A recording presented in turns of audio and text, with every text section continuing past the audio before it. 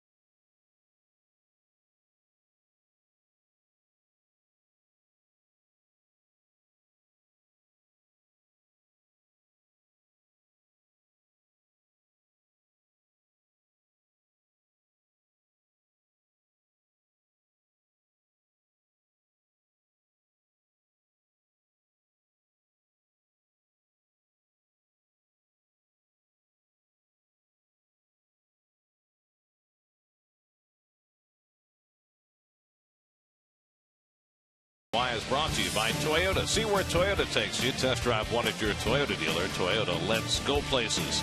By Verizon, enter today for a chance to meet Mets players and coaches when you visit the Verizon studio at Citi Field or Mets.com/Verizon. By Geico, 15 minutes could save you 15% or more on car insurance. Visit Geico.com for a free rate quote. And by Bud Light, who reminds fans to stay in the game and drink responsibly. Get to Citi Field Sunday, August 17th for Family Sunday, when the Mets take on the Cubs at 1:10. The first 15,000 fans will receive a Mets batting practice cap, courtesy of Gulf. For tickets, visit Mets.com/Family Sundays. We now invite you to send in your AT&T fan photo of the game. RSVP by tweeting or Instagramming your photo using hashtag SNYFanPhoto for a chance to have it shown later today during the game. It's the Mets and the Giants in the shadow of the World's Fair. First pitch coming up from Citi Field.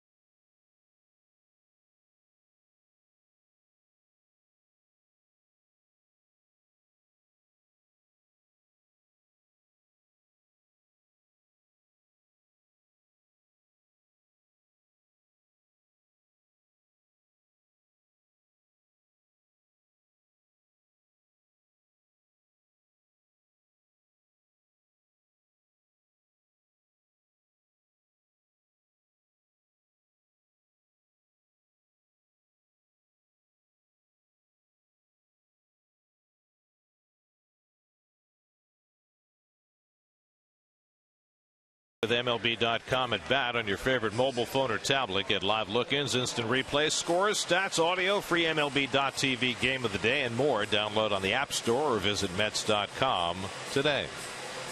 Starting lineup for the San Francisco Giants. Buster Posey's going to catch day game after a night game. They've often moved him to first base, but Brandon Belt swung the bat so well last night. He's back in there again. Gregor Blanco gets a start in center. Matt Duffy at second. And Bartolo Colon tries to become the 115th pitcher in history to win 200 games in the major league. And that's quite a plateau right there. Remember, he started the season out at 2-5 and a hard luck 2-5. Then he went off on that 6-game winning streak. Then he lost 3 in a row. Now he's back on track. He's got a 2-game winning streak. His last 2 starts have been outstanding. And the defense today for the Mets brought to you by Lexus. Chris Young back in the lineup with the left-hander. Flores gets rewarded for his offense. Murph with a rare day off. Eric Campbell at first base. Flores at second. Recker spelling d'Arnaud. So no Murphy, no Duda, no d'Arnaud on a Sunday afternoon. Hunter Pence, who plays every day, will lead off for the Giants. Pence playing in his 333rd consecutive game, the longest active streak in the major leagues. Cologne last outing scattered 10 hits over 7 2/3 against the Phillies, a 7-1 win. His first pitch of this afternoon is swung and missed by Pence, and we're underway. And notice right off the get-go, Cologne watching the veteran. Where is Pence vulnerable? He chases that high fastball. Well, the one thing you know about Pence is you can't just throw a cookie the first pitch, because he goes after everything, and he pops up the second one. Campbell with the easy play, and that's the first out of the afternoon. So Pence now just 5 for his last 42, 1 out and nobody on. And now Matt Duffy, who made his major league debut night before last, 23-year-old out of Long Beach State, who had 1 for 4, drove in a run in his first big league game. Called up from Double-A, where he was having himself a terrific year, hitting .332 at Richmond for the Flying Squirrels. That's Richmond, Virginia, correct? It used to be the Braves AAA team for years. Of course, the Braves are now just outside Atlanta with their AAA team at Gwinnett. Right. So they've got the Richmond Flying Squirrels, a tribute to Rocky and Bullwinkle. That's right. Brought Buster Posey on deck. And Duffy foul tips the fastball, 1-1. Well, you know that Rocky and Bullwinkle kept the world safe from Natasha and Boris. Well, from Frostbite Falls. 1-1 to Duffy. Wilson and Squirrel are getting away. Oh, darling. These are the numbers on Cologne. Trying to become the 3rd pitcher to win his 200th game in a Mets uniform. 1-2 coming. And Duffy foul tips it for strike 3. First strikeout for Cologne, 2 down. So for Cologne, who's had first inning troubles this year, he got through the first inning unscathed his last start. He's got the first 2 outs today. And not overpowering, belt high fast. No, excuse me, letter high. Forgive me. Goes to show you don't have to throw bullets to get it by with fastballs. And basically, Cologne, if you folks know, you watch your Met fans, Cologne throws 85% fastballs. Here's Posey, 2 for 8 in the series, and he takes 1 wide. And I got to feel too, Gary, that I'm stating the obvious. He knows he's going for 200. He's focused.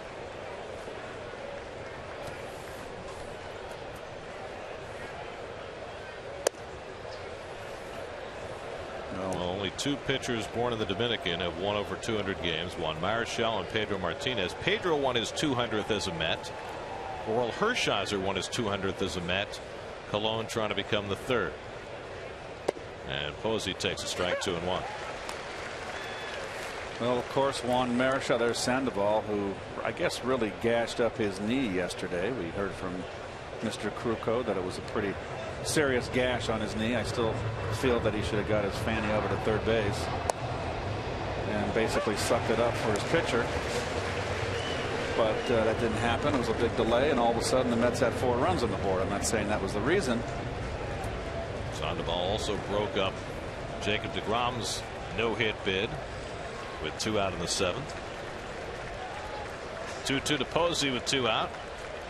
And he takes one the other way for a base hit. Well, for the limited amount of times we've seen the Giants play now with the 3 divisions, and only seeing the Giants, 1 home series, 1 away, and Buster Posey here, this is what he does so well.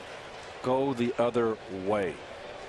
He's a kind of hitter, Gary. I don't think he's a 20 home run guy, but he's the kind of hitter you don't want up late where a base hit or a double can beat you. He's clutch and a solid hitter. Line drive hitter. So there will be no double no-hit bid deep into this game. Posey with a 2-out single. Sandoval 2 for 8 in the series. Hitting a .277 for the year, and much better from this side of the plate. Sandoval has struggled as a right-hand batter, but has hit .322 as a left-hand hitter this year. Yeah, 8 of his 12 home runs from against the right-handers. Another guy doesn't walk, only 28 walks in this long season so far. Here we are in the 5th month. This is a very aggressive swinging Giants team. And Sandoval takes the letter high strike, 1-1. I always felt, baseball season's like going to school. 6 long months. Instead of getting the summer off, you get the winter off. I don't know, when I was going to school, it felt like school was a lot more than 6 months, Keith. Maybe in California, it was only 6 months. I think it's more like 10. Yeah, no, yeah, sure. Popped up. Long run for Flores or Young. And Young gets there in foul ground to end the inning. So Cologne gets through the first inning unscathed. Mets will come to bat against Bumgarner when we come back.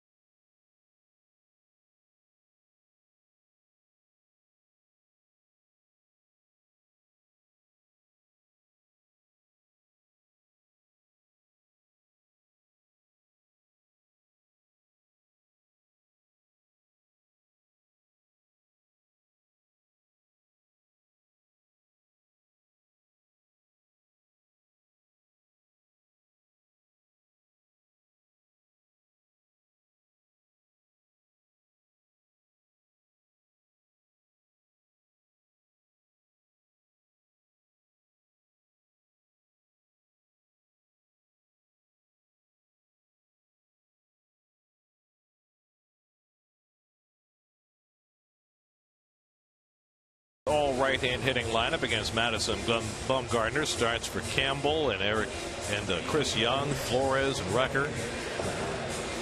As the Mets try and beat Madison Bumgarner for the first time ever. Two-time All-Star, 12-8 on the year. ERA up for him, 3.41. Look at the hits to innings pitched. He's given up more hits this year, but look at the walks. He got outstanding control. Nice little whip working there. That whip, though, 1.23. He's been so good. That's his highest whip since 2010, his first full season in the big league. So he's taken a little blip of a step back, but he's still one of the top pitchers in the game. Coors Light defense for your Frisco Giants. Excuse me, as a San Franciscan, you never say Frisco. Brandon Belt back in the stadium as a lineup. Matt Duffy, it's kind of musical chairs at second base. Posey, they say, will always catch Bumgarner. So you can't say Frisco. You don't say San Fran either. That's not allowed. Gotta say San Francisco. St. Francis. Or Come on. The city. Mission Dolores. St. Francis. Juniper Serra. What was his first name? Curtis Granderson leads off and takes inside from Bumgarner. All those. By the way, I have no idea what you're all the talking Spanish influence in California. Nobody in New York has any idea about that stuff.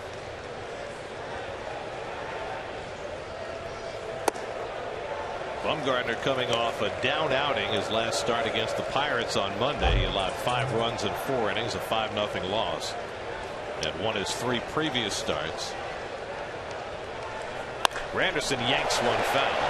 Well, they say the start prior, Gary, in Philadelphia on this road trip on the 23rd was a game where the Giants really needed their bullpen was depleted, had a lot of work, and a game that they needed a strong start from their starter. And evidently there was a rain delay for around an hour, and Bumgarner ran back out there, won 8 strong innings against Philly, got the win, saved the bullpen, but the next time out he just wasn't there. And his second All-Star team this year. Throws a lot like Bob Nepper, the old Giant Astro left-hander. A little slinger from the side, very tough to pick up, very tough on left-handers. And yet the lefties have done okay against him this year. They're at 256, almost the same as the righties. Not for any power, but they're able to put the ball in play against him. 3-2 to Granderson leading off with Tejada on deck. And Curtis pulls one foul. Well, he's got a little bit of a sink to his ball. Only one home run from left-handers, which is understandable. He's very tough. 11 home runs on the right-handers. 8-2 on the road this year with a 1.75 earned run average. That's 12 starts. Not very good at home at all. 5.60 at home, which is shocking in that pitcher's park in San Francisco. And he walks Granderson to start the first inning. So Bumgarner averages just 2.2 walks per 9 innings. Passes the first man to face him. 60 walks now for Granderson. That's 5th in the league. Well, not much of a back step. Very upright. Compact leg. Let's see how he's a driver, drop and drive. Not really. There's not a lot of push off that mound.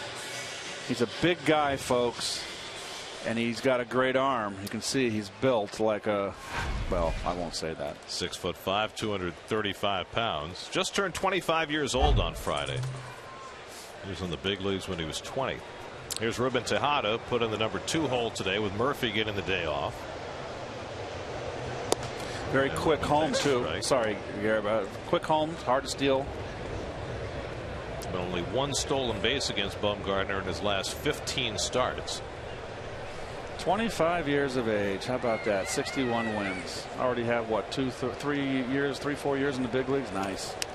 Well, we were just having a conversation this morning with Terry Collins about Cologne going for his 200th win, and talking about how there may not be any more 300 game winners. Tom Glavine might have been the last. There won't be. It's so hard to get victories these days. Pitchers don't go as deep into games. They don't make as many starts per year. You have to start early and win early, and Bumgarner certainly has done that. I think you have to start early to win 200, Gary. And I think that's the larger point, is that 200 in some ways has become the new 300. Right. I don't think it's ever going to change back. I do think that they're going to extend. Remember, it was stuck on 100 pitches for a long time. It's now being extended. So you realize the value, and particularly with this Met ball club, how it saved the bullpen with these starters going 7. On the outside corner, gets him with the backdoor cutter, and Tejada is out, 1 away. Right call, Gary. Little backdoor slide ball. Easy to quit on. Perfect pitch. One thing about Bumgarner's slider, because he throws sidearm, Gary, he's going to stay flat with that breaking ball. It's going to stay on the same plane. That was the only saving grace with Nepper when I faced Nepper, was that his breaking ball tended to be more on the flat side. But every now and again he got on top. Let's see if Bumgarner has a little bit of a slurve, a little downward tilt. 1 out and 1 on. Now David Wright. David really struggling right now, but his numbers against lefties have stayed solid, hitting .402 against left-handers this year, second best mark in the league behind Chris Johnson of the Braves. Well, that's always been his strength. Eric Campbell hitting cleanup against the lefty today.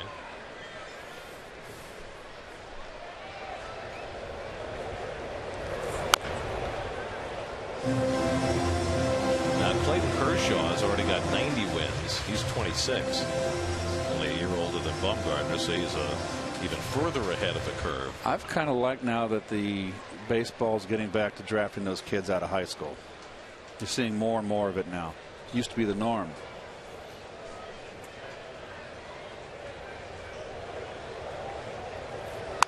Hit toward the hole, cut off nicely by Sandoval. Duffy with the turn, and Wright is doubled up to end the inning.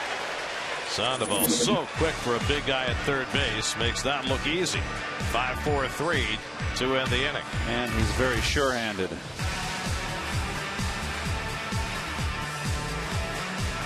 No score after 1 at Citi Field.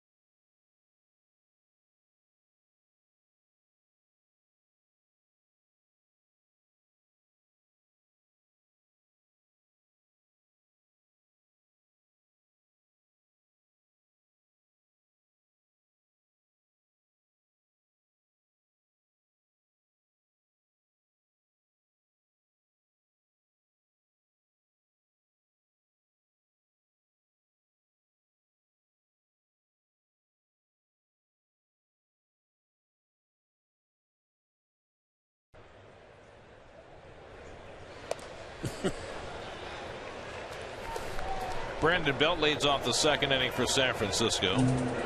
Belt came back from the disabled list with a bang last night. 2 for 3 and a walk. Would have been 3 for 3 but for the Golden Glove of Juan Lagares.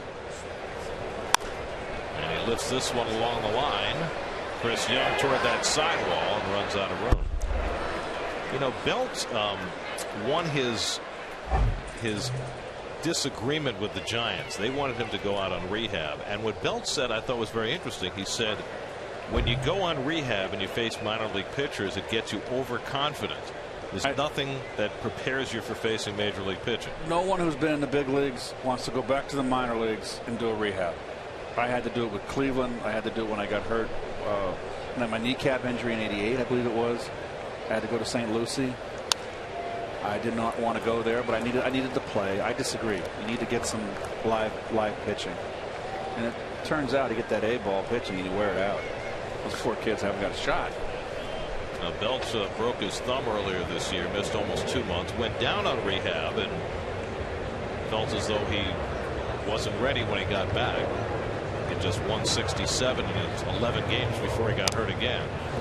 I have one remembrance, actually two. I faced 2 right-handers, one with the Mets in St. Lucie, and he was like a 10-game winner. He was one of the best pitchers in the league for an A-ball kid. You know what he had? He had a curveball and a changeup. And I went 3 for 4. I had 3 rockets off. Do you remember his name? No, I don't. Guy who never made it? I don't remember. I wouldn't remember. And the same thing with Cleveland when I went to Winter Haven. On the inside corner, that two-seamer that bends back in to get Belt for the first out. Starts at inside around 3 inches. You freeze, and then it breaks, runs back on the inside corner. Also, 1989 was at. Yeah, it was my kneecap. That was the end of my career. Dave Anderson, all 160 pounds of him, breaks my kneecap. 1 out. Here's Michael Morse. 1 for 8 in this series. And Morse, of course, had his troubles in left field last night, which put a stop to any thoughts Jake Peavy might have had of throwing a perfect game. Problem with Morse, though, is more his bat right now. He's hit just 2 home runs in his last 48 games after a very good start to the season. Dave, how'd you find this information? Okay, we're looking at Morse splits here, and you see the big difference. He carried the ball club. The Giants never got to the hot start. Had a lot to do with this guy right here.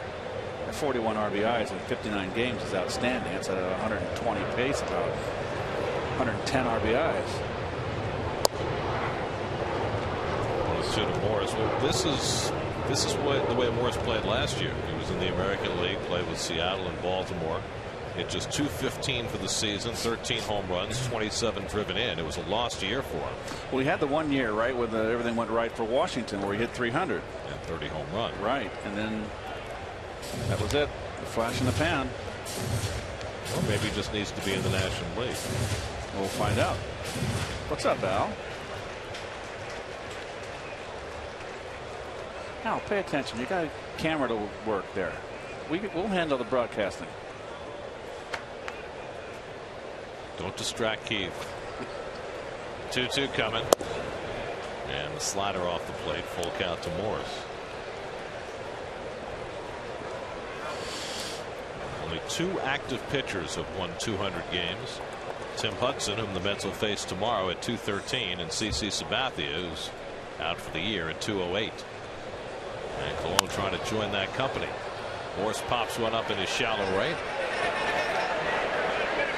And Granderson's got it. 2 out.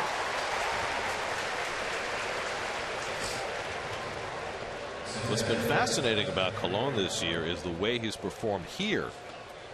Constantly going deep into games. His last 8 games at Citi Field, he's gone at least 7 innings. 2.62 ERA in this ballpark. And home cooking. He's had a few bobbles this year, but they've generally come away from home. Here's Gregor Blanco. Blanco started the first game of the series on Friday night, went 0 for 4, hitting a .241 for the year.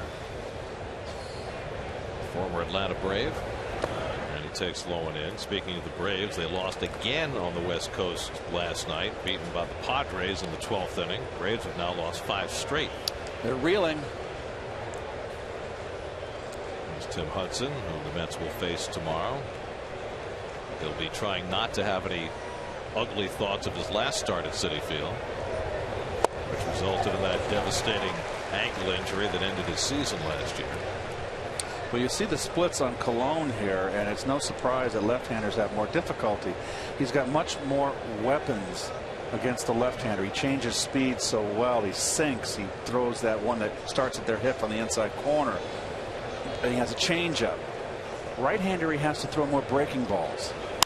Blanco slams one deep center field. Long one back for Lagares, and he makes a basket catch.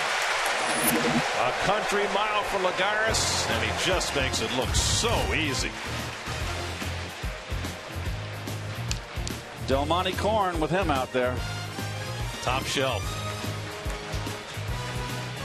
No score in the second.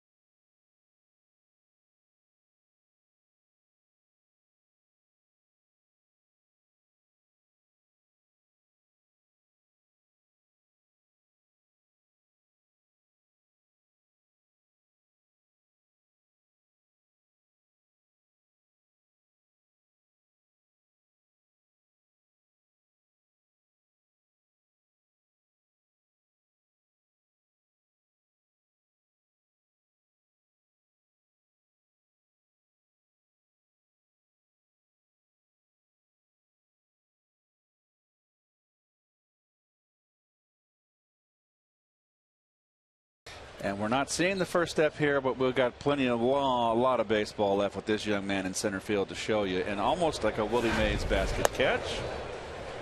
But just watch him top of the screen and just cover so much ground. See it every day. It's extraordinary. Well, in today's game, it is extraordinary to watch. We're very fortunate to be able to see it on a daily basis. Eric Campbell hitting cleanup today and playing first base. His last start Tuesday against the Phillies and Cole Hamels, he had a couple of hits. Hitting a .328 for the year. Playing time's been hard to come by, but Campbell has managed to keep his groove. So he goes down on 3 pitches against Bumgarner. Good curveball to get him. Second strikeout for Madison Bumgarner. So I mentioned in the first inning about the flat slider. Is he downward tilt? Yes, he does.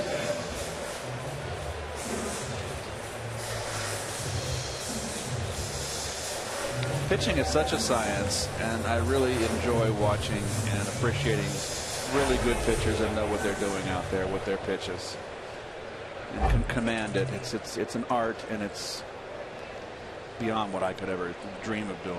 Here's Chris Young hitting 5th and playing left field, and he drives one to left. Morse coming on, and he's there to get it. 2 out.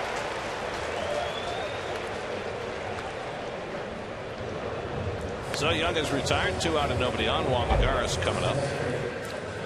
Lagares 2 for 6 in this series, and after A brutal stretch coming out of the All-Star break offensively, where he was chasing a lot of pitches. He got a day off last Sunday, and since then he's been on a tear.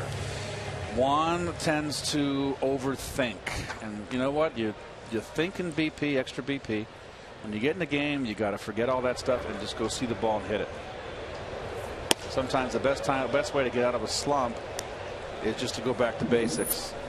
Look fastball, pretend you got 2 strikes, go right up the middle until you find your flow again.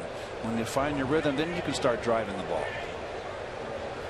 And I don't mean you're going to have to touch the ball and feel for it. You're taking your normal swing, but your approach is like you've got 2 strikes. Then when you get hot and you're in that rocking chair and you feel so good, then you can start wailing. Controlled wail, though.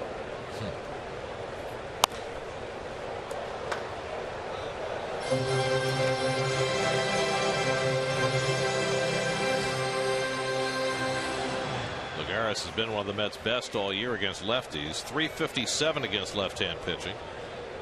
Second behind David Wright. And he pops this one up. And Belt is there. Easy inning from Bumgarner. Mets are down 1-2-3. On we go to the third at Citi Field with no score.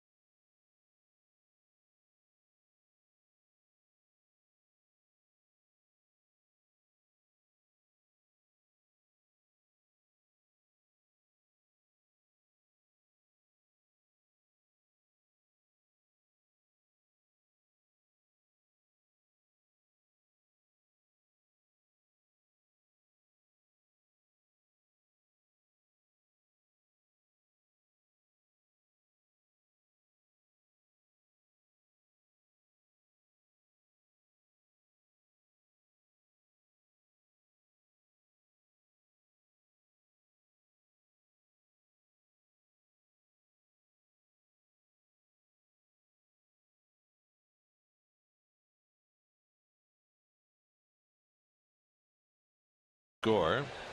Let's see. The Mets were held without a hit for the first 5 innings on Friday by Ryan Vogelsong. They were held without a hit for the first 6 innings by Jake Peavy last night. And Madison Bumgarner has held them without a hit the first 2 innings today. Mets were able to rally yesterday, not so on Friday. Brandon Crawford leads off the third against Cologne. Crawford 3 for 8 in this series, drops down the bunt foul. He's always been a thorn in the Mets side. Crawford hitting only .238 this year. Looks like a .300 hitter against the Mets. 3 for 5 career off of Cologne. DeGrom was able to hold him to an 0 for last night, but then he did that against most of the Giants. He was pretty good, wasn't he? Who is that man? Man? Cool. Ninja Turtle.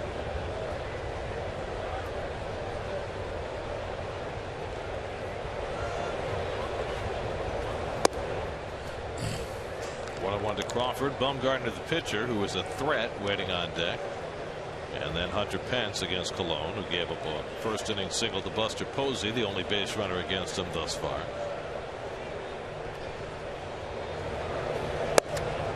There's a lot of energy in this ballpark last night. It's been in a long while, and I can sense it here today. People are chattering around.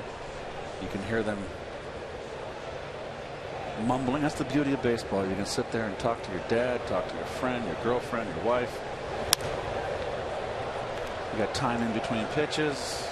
It's an afternoon game. You're soaking in. It's not sunshine today. It's cloudy. Just a relaxing day at the ballpark and watching Major League Baseball.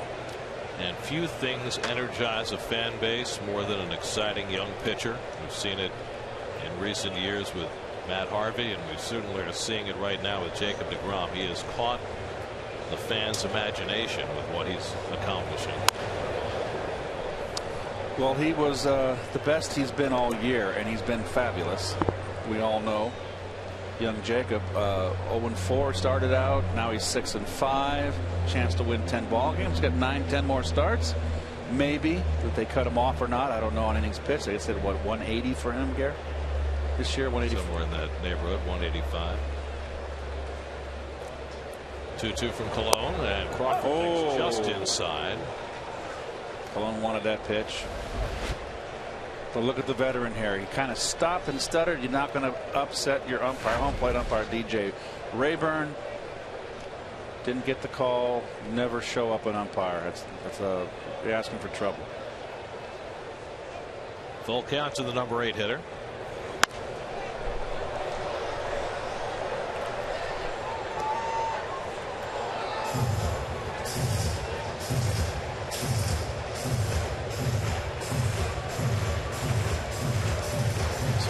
I tell you what, you got two more games in this series, counting this one, of course.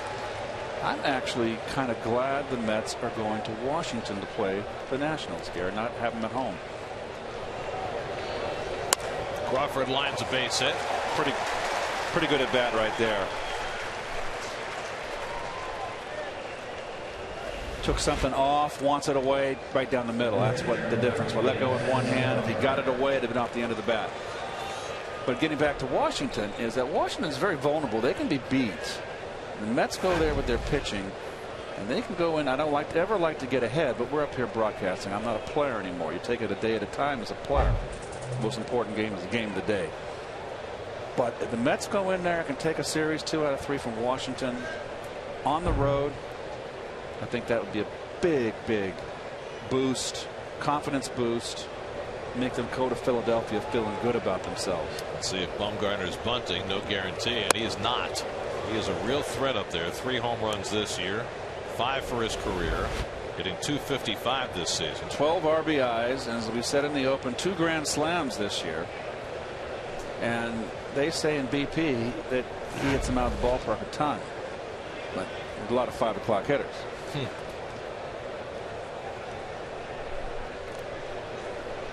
Bumgarner and Buster Posey made some history a couple of weeks ago against the Diamondbacks. Bumgarner and Posey each hit a grand slam in the same game. First time that a starting pitcher and catcher had ever done that in the same game in Major League history.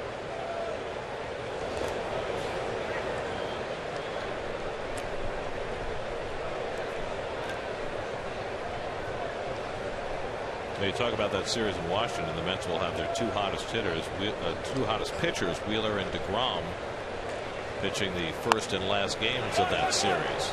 Nice bunt by Bumgarner. So they gave him 1 pitch to swing at, and then they go to the bunt.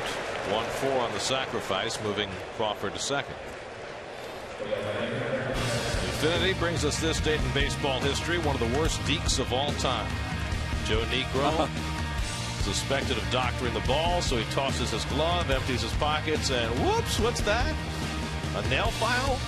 I didn't think anybody would notice. He should have oh well, that's the late Joe Niekro. What a wonderful guy he was. I think he started his career with Detroit, then went over to Chicago Cubs, Houston, of course, and Houston's where he became one of the top pitchers, developed a knuckleball like his brother. Pence takes the off-speed pitch for a strike. Pence popped up his first time up. Just 1 for 9 in this series, but that one was a big 2-run triple that wrecked Jonathan Neese's night on Friday.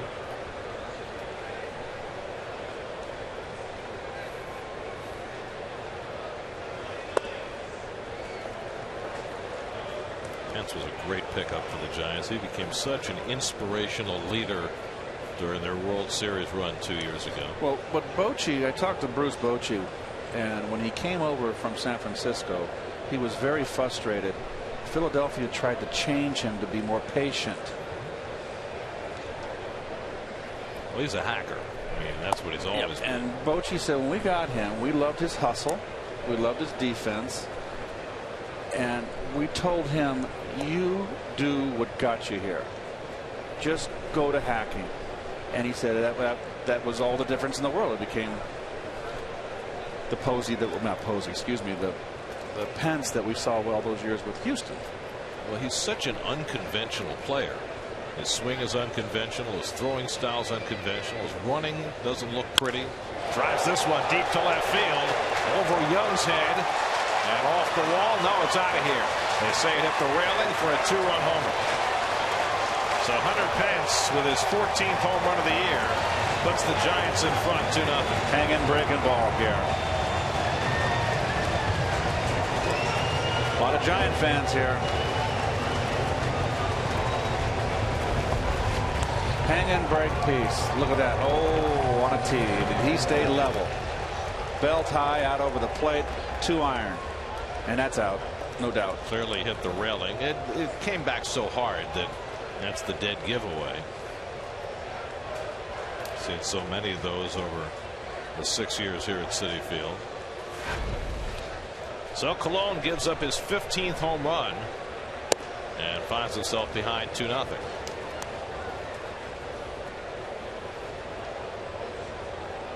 Matt Duffy struck out his first time up.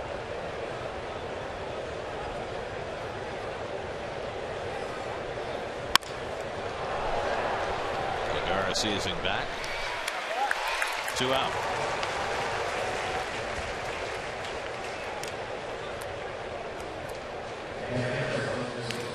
So now Posey bats with 2 out and nobody on. Got a base hit through the hole into right his first time up. Well, Colon had gone 4 straight starts without giving up a home run. He'd gone 34 innings since his last home run allowed. By far his best stretch this year of keeping the ball in the park, but Pence just hit a bullet.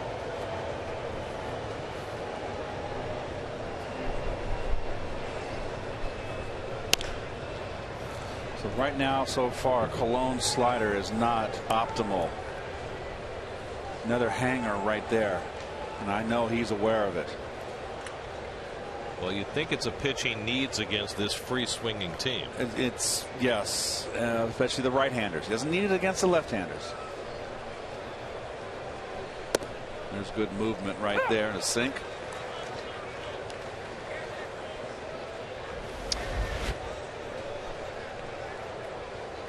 See the sink on that ball right there.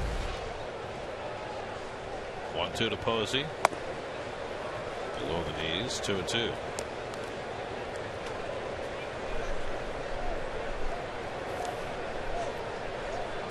Relatively cool afternoon for early August, just 73 degrees. Colon always very calm, cool, and collected on the mound.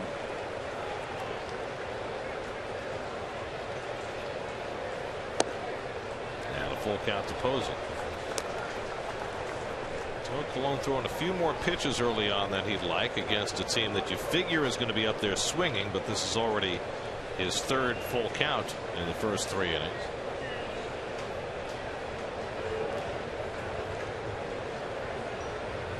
Good. And Posey takes strike 3 called. Knees and blind on the outside corner.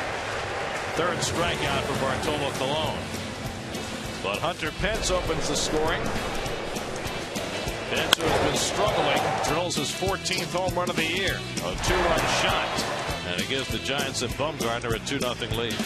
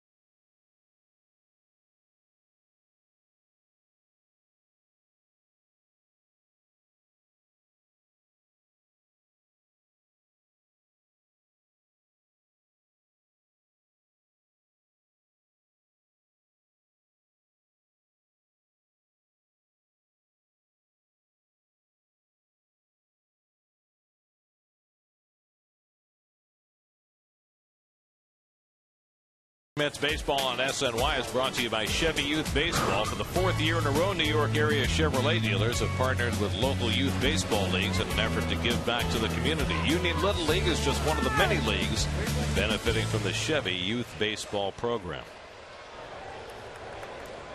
Kids on hand at the ballpark today on a Sunday afternoon. Mets now have to try and move from behind against Madison Bumgarner.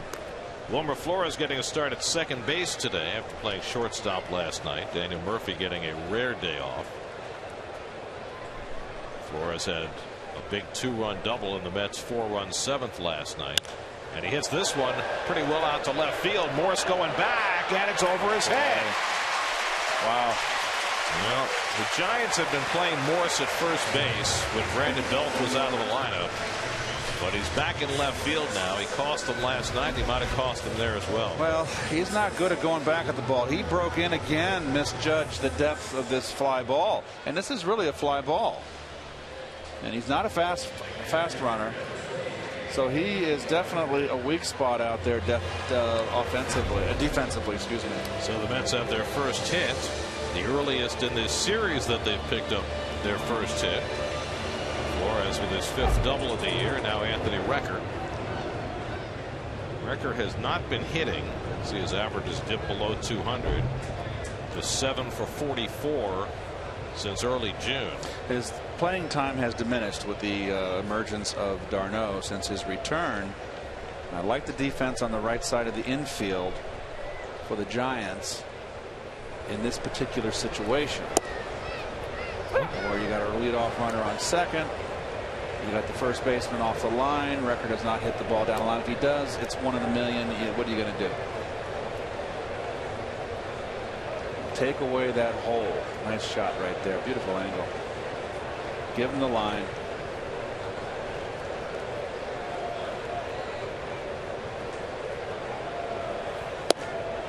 Despite the fact that Recker has not been hitting, and you can take this for what it's worth, when he's in the lineup, that's generally farewell. This is his 32nd start of the year. The Mets are 19-12 this year when Recker starts, and they had a positive record last year when Anthony started in his first year with the ball club. Well, Anthony got a lot of big home runs last year, big important home runs late.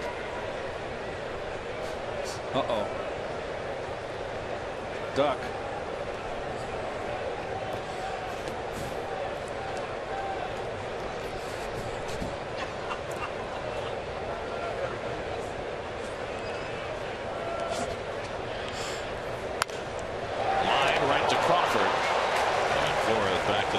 Nice base running, Flores.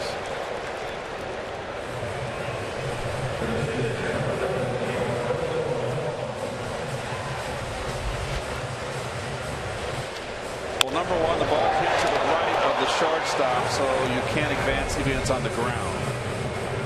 But still, we've seen guys get doubled up, and he was not doubled up. So now Colon in a swinging the bat situation. Runner at second and 1 out. 2 hits this year for Bartolo, and he goes after the fastball.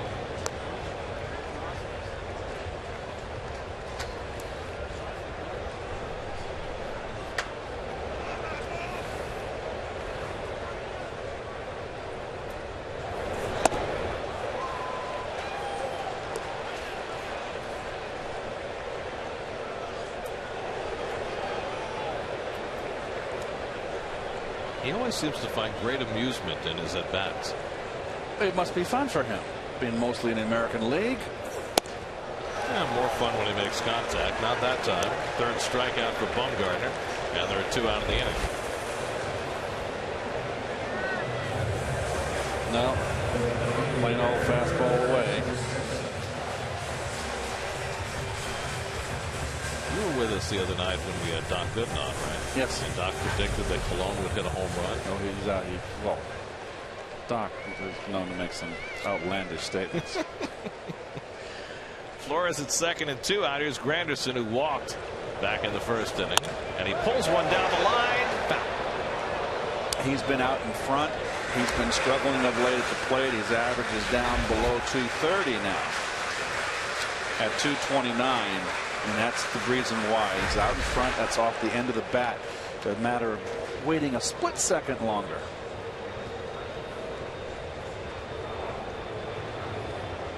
Fastball upstairs. Curtis has actually hit for a higher average and had a better home run ratio against lefties this year than he has against righties. Yep.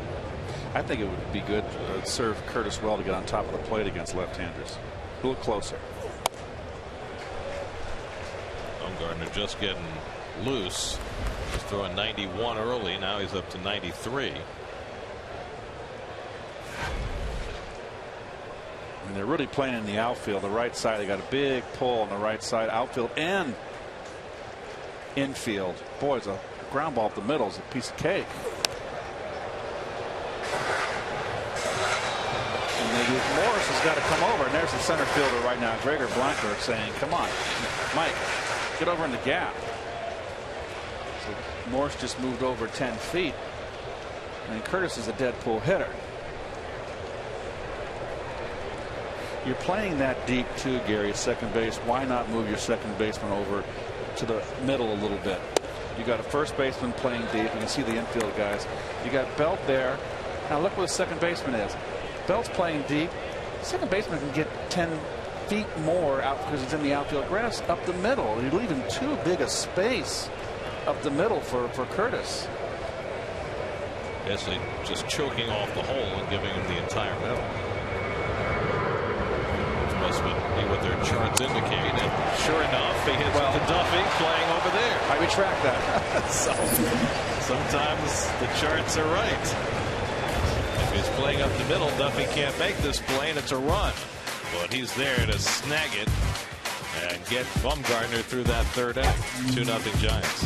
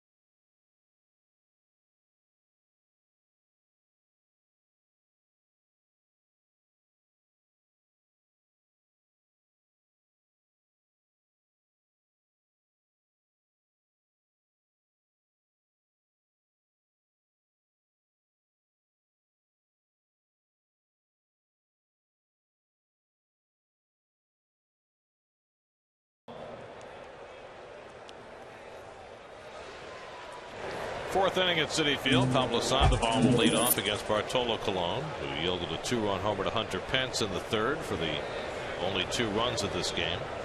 Sandoval had a foul fly ball that Chris Young caught his first time. Hits this one out to Granderson, who was playing over toward right center, and properly so. 1 pitch and 1 out.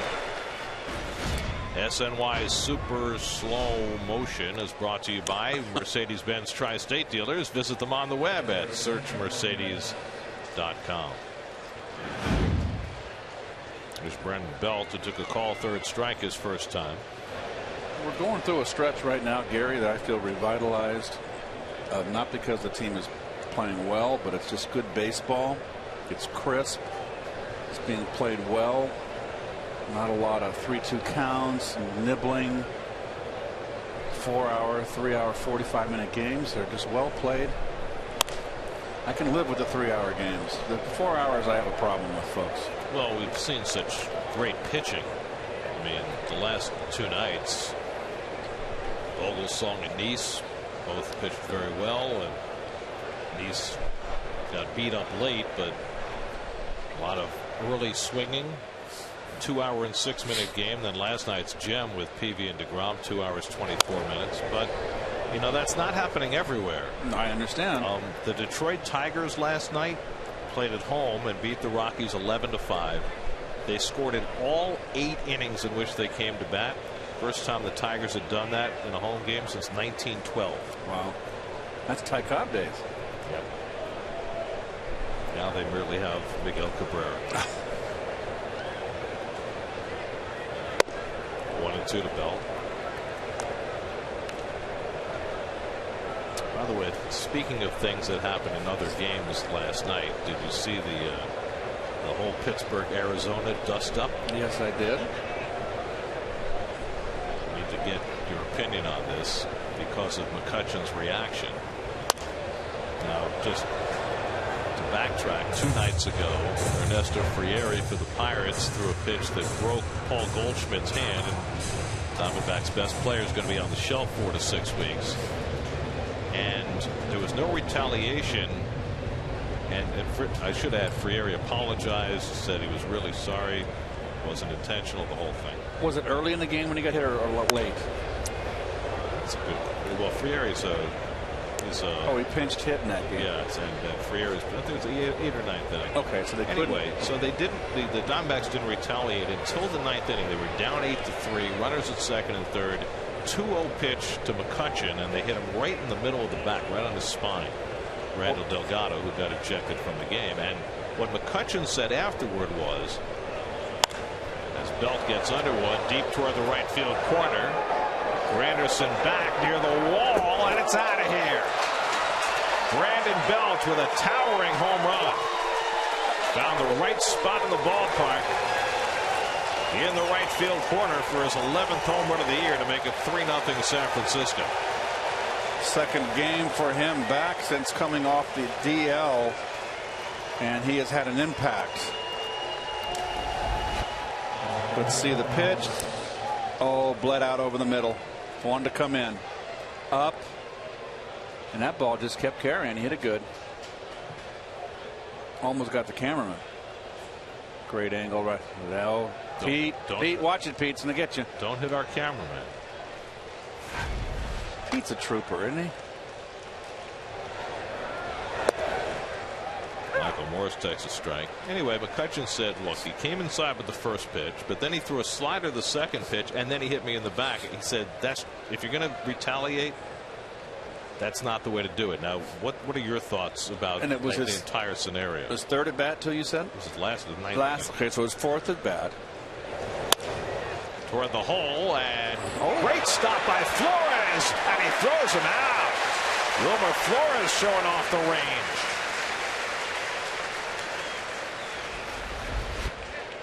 I thought this ball was by him. Boy, he just gets there. What a nice play. Plenty of time to get up. Morris doesn't run so grand. The play is getting there, the range. Very nice. Back to the point, Gare. My feeling is this: you're going to try to trick people so your pitcher doesn't get thrown out. You got Delgado out there. Was it Delgado? Yeah, yes. Randall Delgado. And you don't want him to get ejected. You know what? If you're going to retaliate, do it the first at bat, first pitch.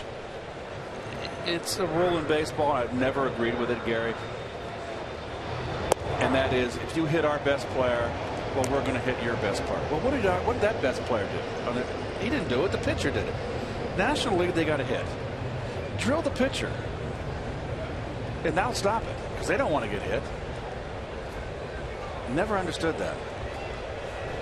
Well, that works with starting pitchers, maybe not so much with I understand. relief pitchers, and it was Frieri, a reliever, who hit Goldschmidt. By the way, the Diamondbacks are now saying that Goldschmidt may be out the rest of the season. Yep. Well, you know what? You can wait too. You know, you're going to play someone again. It doesn't have to be. Maybe you're not playing him the rest of the year. You can get him next year. Gregor Blanco fly deep to center his first time. Pops this one, fouling out fly. That's the famous one with Seaver and Gibson, right? Seaver threw it. Gibson was throwing at someone, and Seaver threw one at Gibson. Gave him a little chin music. Well, it's like the years that it took the Mets to retaliate against Roger Clemens, and then Sean Estes missed him, and all that for Clemens hitting Piazza. It's 2 years later. It all makes perfect sense now with Clemens. Cologne thought that was strike 3 and did not get the call from DJ Rayburn. That's another one from a left-hander that he's not calling that low pitch inside that he's trying to bend around the inside corner. He's giving it to him belt high and mid thigh, but not down and in.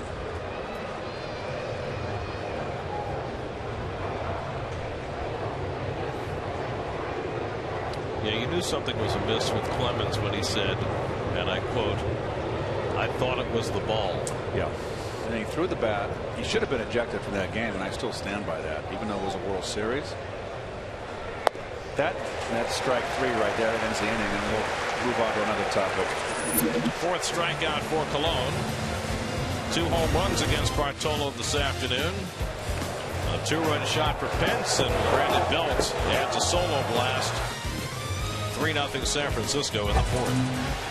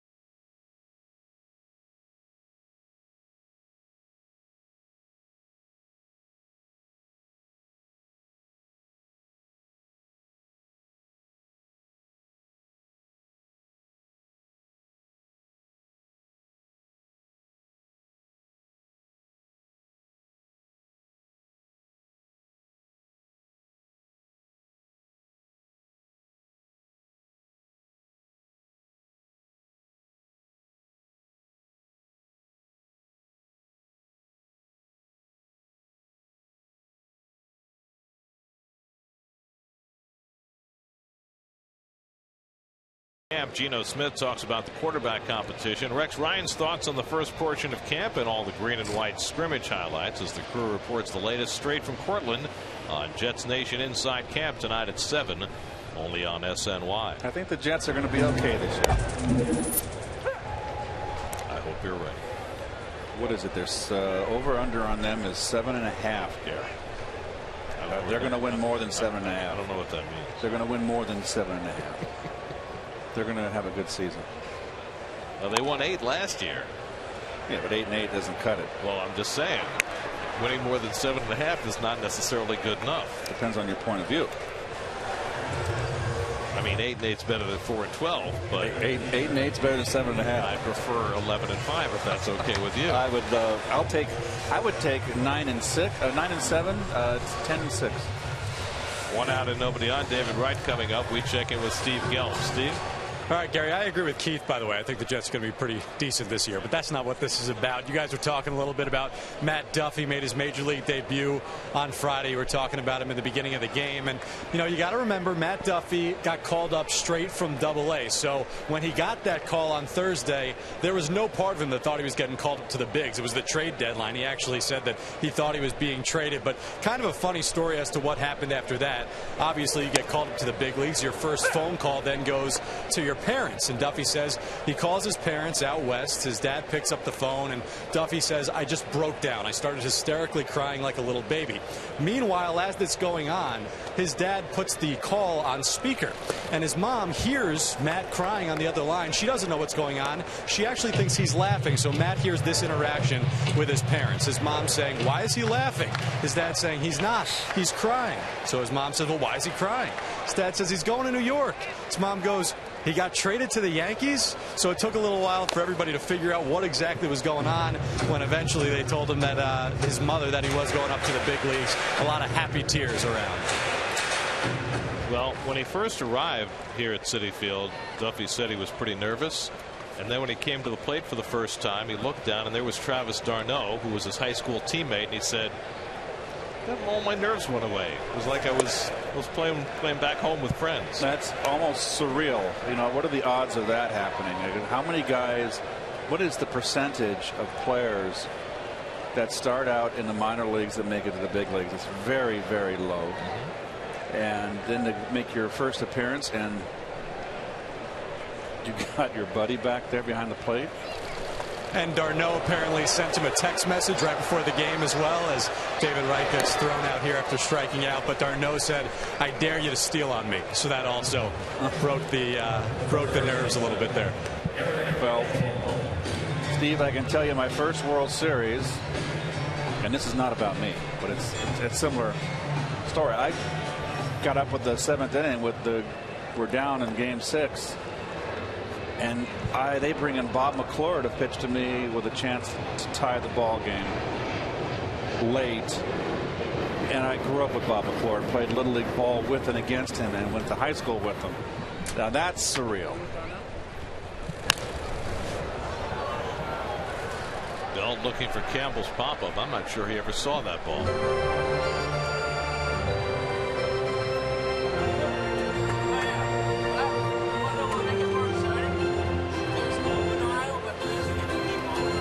Bumgarner's given up only one hit, a fly ball double off the bat of Wilmer Flores, leading off in the 3rd.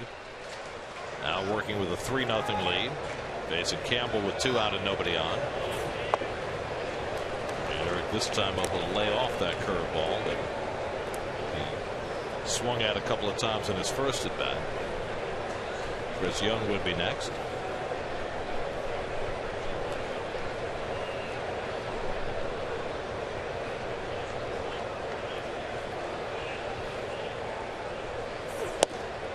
Chases the fastball away, and Bumgarner keeps on raising the ante. 94 now on his fastball. He dialed it up there, Gary. I think he's starting to get loose.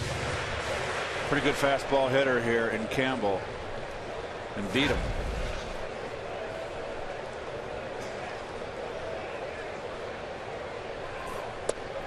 Back toward the curveball and got him. Back-to-back strikeouts from Bumgarner, who's just getting it revved up. 5 strikeouts for the Giants lefty. 3-0 San Francisco after 4 at Citi Field.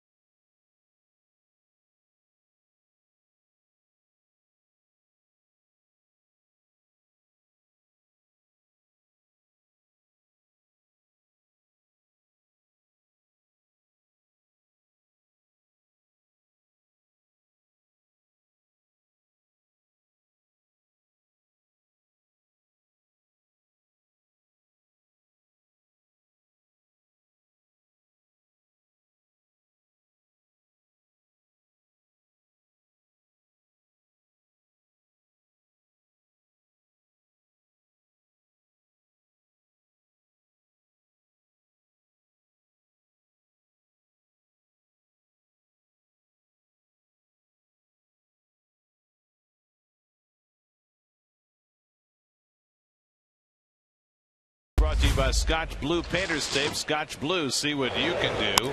See what Juan Lagares did. Yeah. Piece of cake. See what Wilmer Flores did. Not so much a piece of cake. Brandon Crawford leads off the 5th inning. And he takes a strike. I like that inside the lines. That covers in baseball just about everything. Brandon Crawford had a base hit into right field his first time up, and then scored on Hunter Pence's 2-run homer. Cologne misses with the slider, and it's 1-1. Bumgarner on deck, then Pence for the Giants, who've hit 2 home runs. Giants have not been hitting home runs lately, just 2 in their last 9 games, but Pence and Belt have homered in the last 2 innings.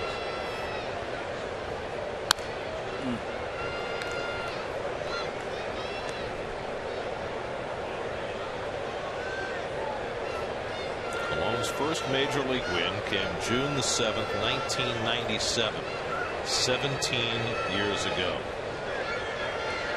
He was a Cleveland Indian, got his first big league win at Fenway Park.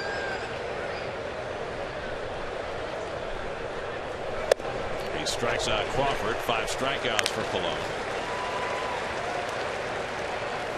He's much more effective and has more weapons against the left-handers, I feel. He's pretty good against the right-handers too. But well, it's reflected in the numbers. Lefties are hitting 30 points lower against him than right-hand hitters. Bumgarner sacrificed his first time up after they let him take 1 swing. He takes 1 hefty swing there. It's hard to lift that kind of sinker down and in. Righty, righty, lefty, lefty. A shot into center field, and Bumgarner's got another hit. That's his 13th hit of the season. He has not always been this good a hitter, but he is having a great hitting year. Well, he's always been a good fastball hitter. They got around the league real quick that he's swing the bat, so they're going to pitch you a little more carefully. DeGrom's going to find the same thing. They're going to start pitching him more carefully.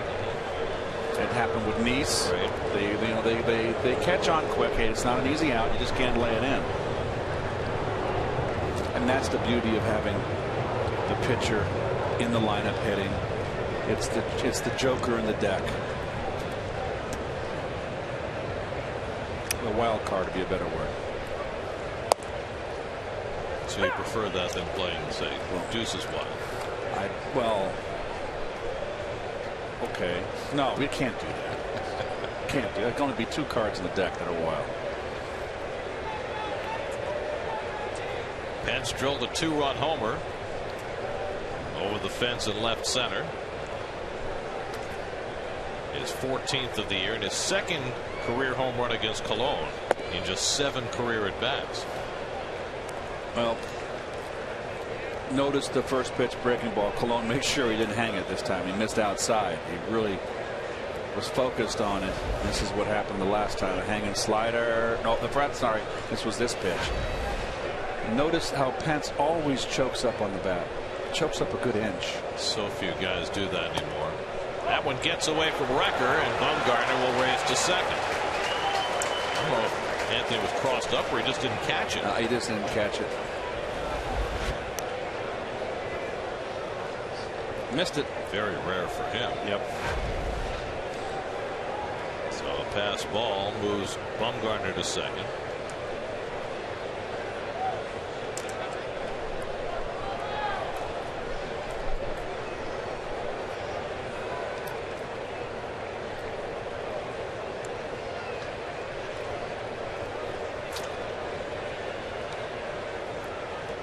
Two and one to Pence, and he lines a base hit.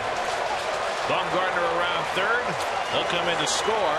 Racing for second is Pence. The throw from Young, and Pence is able to slide in safely. Always hustling. RBI double for Hunter Pence, his 3rd run batted into the game and his 6th in the series. starting to come alive with the bat. Came into town. That was like a little off-speed changeup. Didn't get it out enough. Kept his hands back. Let go with one hand. He's a level swinger. You swing up, it's a fly ball, and the Giants sure need him to get hot again. So it's 4-0 San Francisco. Pence, who had 3 RBIs on Friday night, 3 RBIs today. And now here's Matt Duffy, who's 0 for 2. That's bullpen is going to start to get working. That starting pitching has been so good. The bullpen is very fresh. And this is, like Gary mentioned earlier, a Giant club that is a free swinging club. But they've been very disciplined in this game against Cologne. Plate to Duffy 2-0. So Carlos Torres up in the Mets bullpen. And by disciplined, I don't mean taking pitches. They are aggressively being. They're still maintaining their aggressiveness. Duffy is struck out and flying to center 0 for 2. And that's on the corner. Well, that's one of the few breaking balls that Bartolo has been able to get over today. That's been his. Probably when he looks back at this start, we're a long way from over. Just didn't. It doesn't have the quality breaking ball that he normally brings to every start.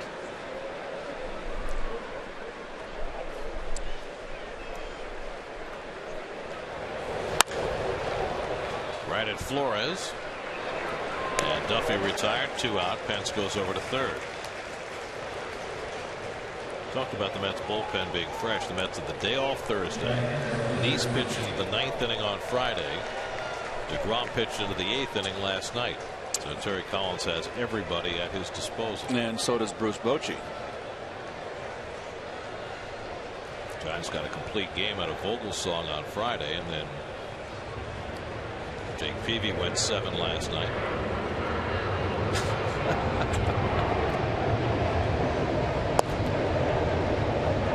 Posey takes the ball.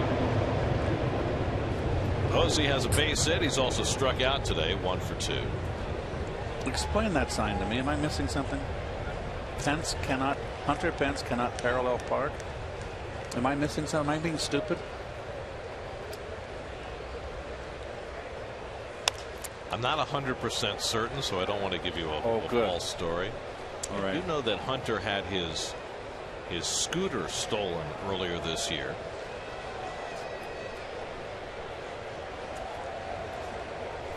So, you know, I can be self-deprecating, but I don't like to look stupid. I'm missing that one. I'm assuming that our director, Dan Barr, would not have shown that sign unless he knew what it meant. And Dan Barr is a wiseacre, too. Well, we knew that.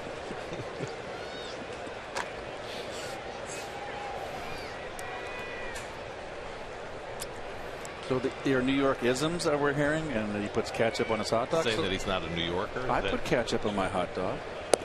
That's a California thing. I was going to say. Yeah, you don't want to go spreading that around. I put mustard and ketchup. No, can the relish. I do not like relish. And, you know, it depends who you're with. You can have onions on it or not.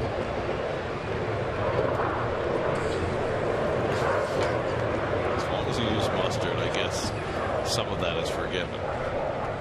2-2 to Posey. Pulled foul.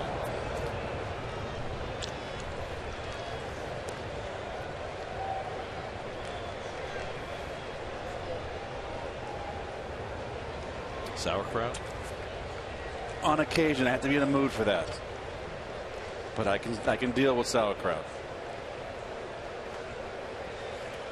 Nathan's, mustard, sauerkraut. That's all there is in life.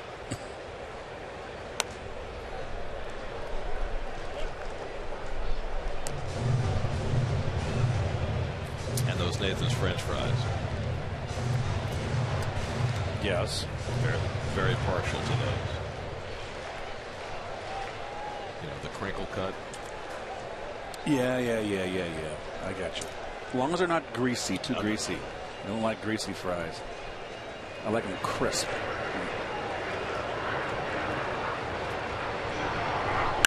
Posey lines a base hit, and that'll bring in another run. That one heads to the gap and goes all the way to the wall. Pence is in, and Posey pulls up at second with an RBI double. And the Giants pouring it on. It's 5-0. And I got to think Colon is on a short leash right now, and this game is those 2-out RBIs are always a backbreaker. And I don't see Terry doing anything right now. It looks like he wants Bartolo to finish the inning. Another look like a changeup up and not away enough. Colon will be the fifth batter next inning. So I think at this point, 5-0. Terry wants him to finish the inning. He's retired Sandoval twice on fly balls. Giants now with 5 runs and 7 hits. Buddy Carlisle gets up alongside Carlos Torres in the bullpen.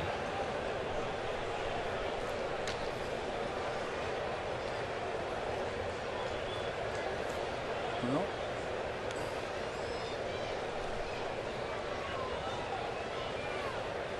What may be ironic was that when the Mets got swept by the Giants and they left town, Giants had the best record in baseball. That was back in early June. That's when the Giants offense went south. And wouldn't it be ironic that the Giants come in here not hitting for a long time, and this is the series against the Mets that reignites their offense.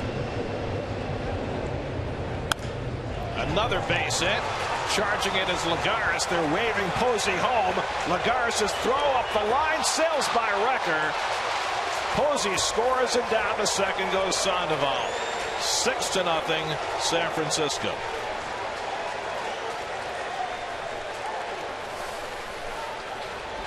Here comes Terry. He's top stepping it right now. Backdoor slider. That's a good pitch. And how many times have we seen Sandoval hit the good pitch, Garrett, out of the strike zone? It's like Manny Sanguin. I remember Red Shandy saying, just don't throw it down the middle. Manny Sanguin, a notorious bad ball hitter. And I think Sandoval right out of that same mold. It's an RBI single for Sandoval, who takes second on the throw. Colon is done after 4 2/3, so his first crack at 200 wins. He comes up short this afternoon. The call to the bullpen brought to you by Verizon.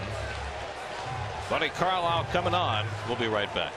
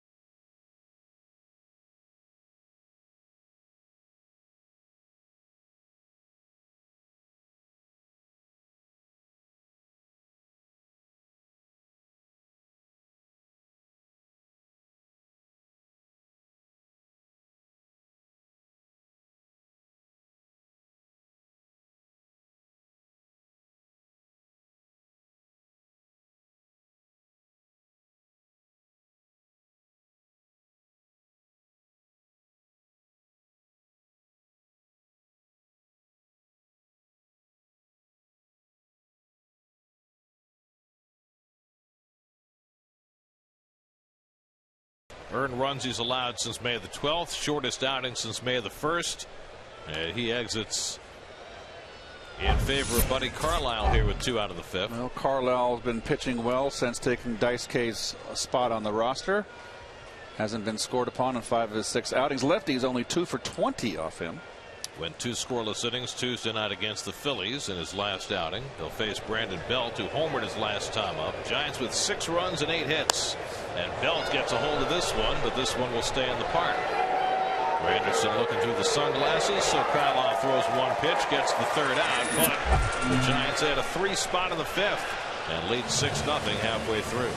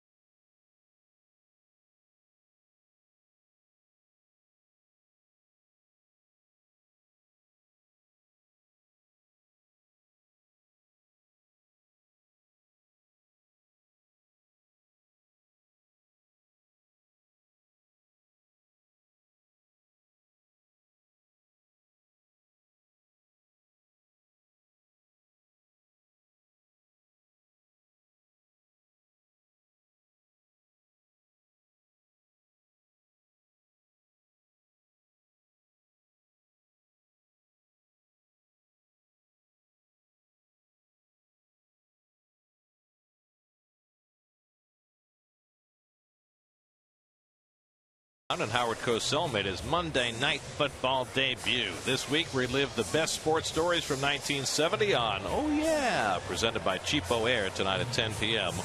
only on SNY.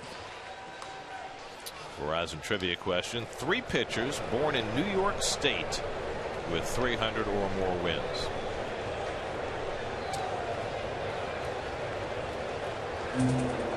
Now, there are only, what, 20-something members of the 300 win club, and 3 of them were born in New York State. I think I know one of them off the top of my head. I don't know where Warren Spahn was born. Chris Young pops one up into shallow right. And Hunter Pence battling it. Really? He had trouble with the sun. Tough guy. But he's prepared. He's got his shades on.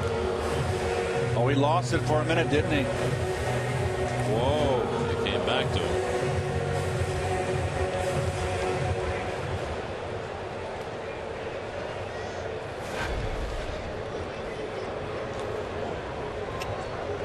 So 1 out and nobody on. Now Juan Lagares, who popped up to the first baseman his first time up. So Madison Bumgarner living large. Now has a 6-0 lead. He's allowed just 1 hit. And after walking Curtis Granderson to lead off the game, he's only thrown 6 more balls since that to 14 batters. Strike, strike. Oh, I was ready to question your math there. How can you just throw 6 balls? 6 balls and okay. I'm glad you clarified. 10 balls for the game, 39 strikes, and 4 of them went to the first batter. So he's not messing around. And he takes care of Lagares on 3 pitches. I just don't. think that. I know it's automatic. And I think Juan, don't take a step into the dugout, because then it tells the umpire you thought you swung. Stay there, make him make the call. You got no chance these days. And I thought he swung. He's got no chance. Yeah.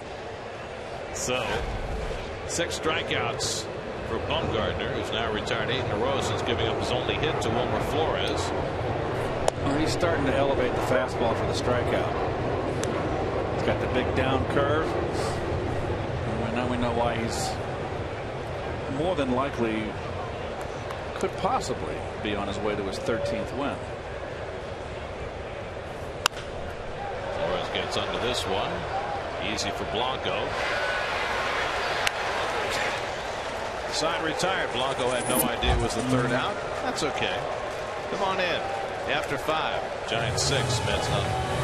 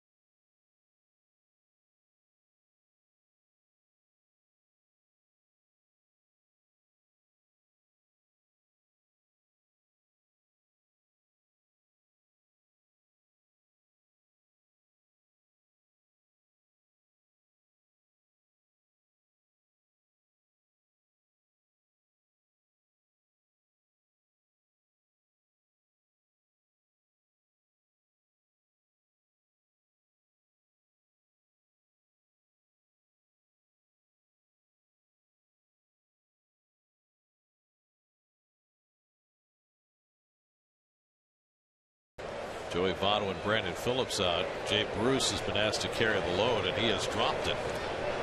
No, it's a whole different ballgame when you feel like you got the whole weight of the world on your shoulder, and I'm sure Bruce is having that experience. Michael Morris leads off the 6th inning against Buddy Carlisle, who came on to get the final out of the 5th after Bartolo Colon got run out of the game by some Giants hitting that wound up costing him 6 runs and 8 hits. Morris is flied out and grounded out. Great play by Flores his last time up, and he went around on that fastball 0-2. Speaking of the National League Central, you watch that last fastball right up and in. The Cardinals made a couple of moves for pitchers at the trading deadline. Justin Masterson made his debut for St. Louis last night. Didn't pitch well. 5 runs in 6 innings, but got the win. John Lackey. That one came up and in on Morris. And he got undressed. That's gym music.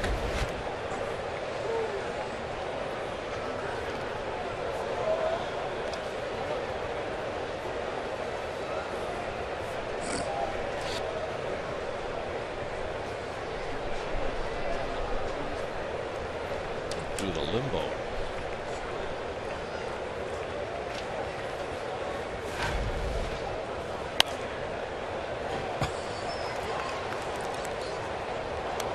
Anyway, Lackey is making his debut for the Cardinals this afternoon against the Brewers, and he's given up 2 runs in the first 2 innings. Mark Reynolds with a home run. The Cardinals are trying to piece together their rotation with Michael Wacha out, Jaime Garcia down for the year. It's not going well. And Milwaukee showing no signs of faltering, although I told you what I tell you around 3 weeks ago. I kind of said look out for the Pirates. They are right there. Game and a half out going into today's play. 2-2 to Morse. Fouled away. And the Pirates on the Brewers' heels. The Pirates also right now have, well, they share the #1 wild card spot with the Giants, with the Cardinals a half game back.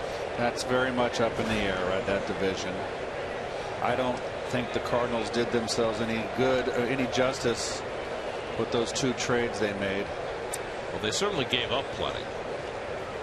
I mean, I know Alan Craig is not having a good year, but he's too good a hitter. Such a thing as having an off year, you know, and you come back. And they gave up a promising young arm in Joe Kelly. The long-term reviews of that deal are far into the future.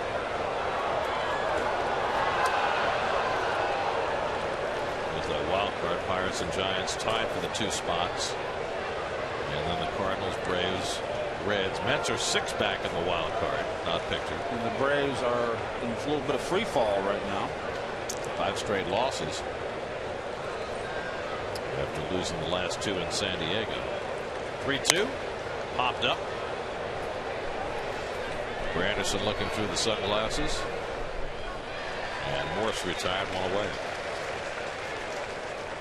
Mets upcoming schedule brought to you by Wise. 1 more game in this series, an early day game tomorrow with Dylan G against Tim Hudson. Then the Mets head down to D.C. for 3 and to Philly for 4 on their upcoming road trip.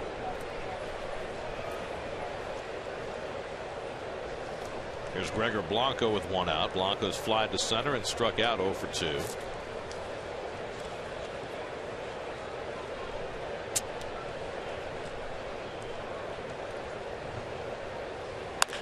And Blanco drives 1 to right. Over comes Granderson to grab it. 2 out. Blanco hit that ball hard. Granderson got a nice first step. Made it look easy. 2 out. Well, Keith, you talked about the Mets getting a chance to play the first place team in their division. They go to Washington for 3, and then when they get back, they have 3 more with the Nats. In fact, they have 13 games remaining with Washington. Well, when you get in, you got to make hay when you're in division. And when you play the front runner, you got to whip them.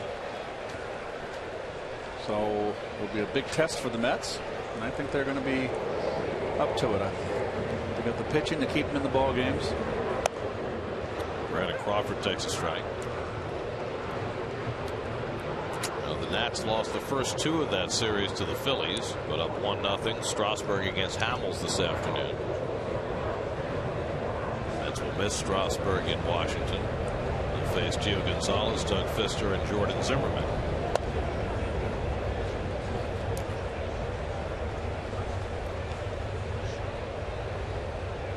Thing is, right now, with as strong as that Nationals rotation is, you'd probably rather face Strasburg than anybody else. I mean, Fister's been tremendous since he came back from the disabled list. Right. Zimmerman, we know how tough he is. Same thing with Gio, and Tanner Roark has been wonderful. Yep. Well, they are definitely, I think, the creme de la creme of the East. They just haven't been hitting on all cylinders. Crawford pops 1 up into shallow left, and Chris Young is there. 3 fly ball outs for Buddy Carlisle in a 1-2-3 top of the 6th. Mets will try and get something done against Bumgarner when we come back.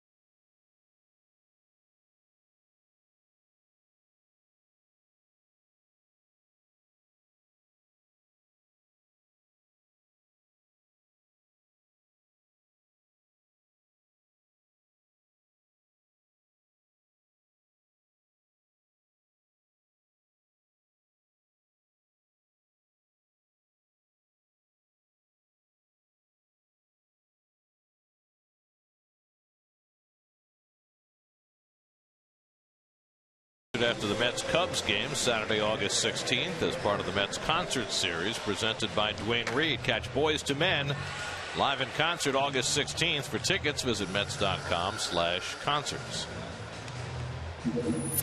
Time for the AT&T fan photo of the game. There you go. They got the bacon on a stick. Oh, Lord have mercy. And other things. Chow hounds. No, we were introduced to bacon on a stick the other night. What's not to like? Juan Perez comes in for defense as Michael Morris is out of the game. Madison Bumgarner's allowed just one hit over the first 5 innings. Anthony Recker lined out to short his first trip. It'll be Recker, then Eric Young Jr. is out on deck to bat for Carlisle, and then Granderson for the Mets in the 6th. Well, it has been feast or famine for the Mets offense in this series, mostly famine. They had just 2 hits in the first 15 innings of the series until they put up 4 runs in the 7th last night. Now they have just 1 hit in the last 6 innings since then.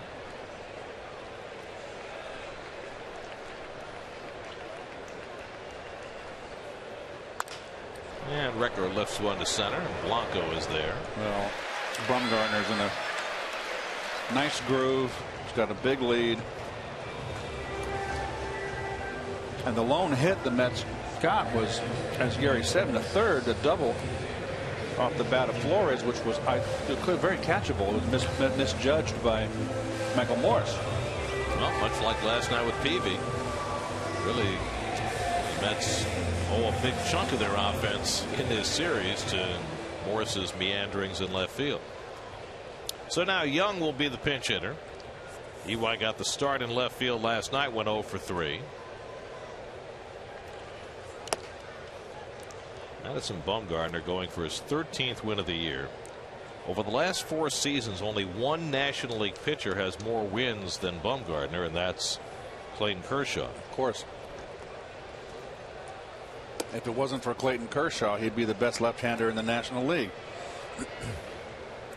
You see the win totals, and Bumgarner's been incredibly consistent from a very young age. He's already got a couple of World Series rings, which is the one thing he has over Kershaw. That's a big one. In the first World Series run in 2010, Bumgarner was an intermittent factor in the postseason, but 2 years ago he was all over it. 2-2 now to Young. Fastball right by him, and I'm just afraid that lack of playing time for Eric. He's lost a little bit of his timing. Very difficult to be a bench player. And he goes down on strikes. That's 7 for Bumgarner.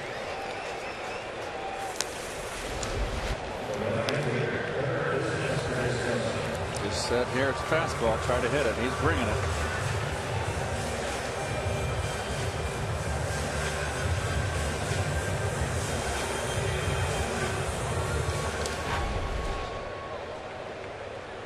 But Bumgarner's now retired 11 in a row. Look at that ball strike ratio. Yeah, he's only walked 1 in this game. It was an initial batter.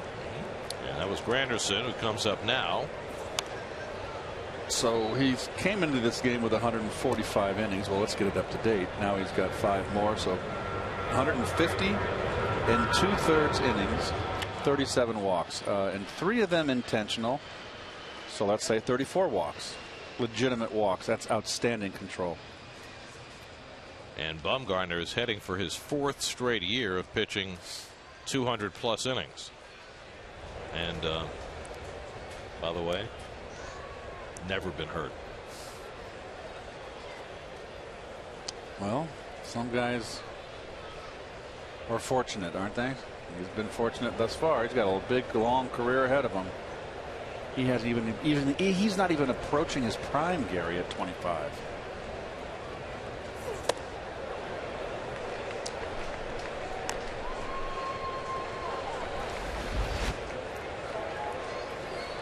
And the responsibility for Bumgarner has only increased with first the lack of effectiveness and now the injury, maybe season ending, to Matt Cain. Slow curve, and that's in for a call. Third strike. First time he's thrown that pitch all day. And he gets Granderson looking to end the inning. 8 strikeouts for Bumgarner. Took a lot off.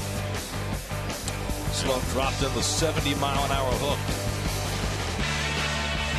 He lowered his arm speed on that one.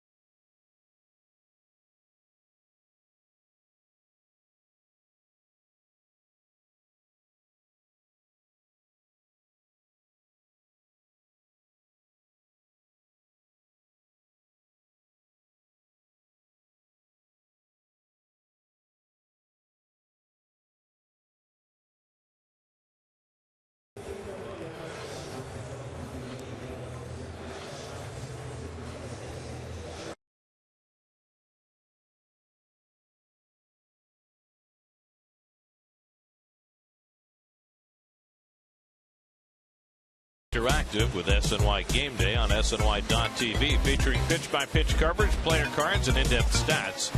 Check out SNY Game Day on SNY.TV, your online home of all things New York sports. Let's answer our Verizon trivia question. 3 pitchers born in New York. Christy Mathewson, I think, is one, right? No? No. Warren Spahn you had. And Oh, we had really? no Spahny. idea about Old Hoss or Mickey Welch. Dan Blocker? Dan Blocker. It was Bonanza, Haas. Haas Cartwright. Haas Radbourne. I got you. Carlos Torres comes on a pitch in the 7th inning.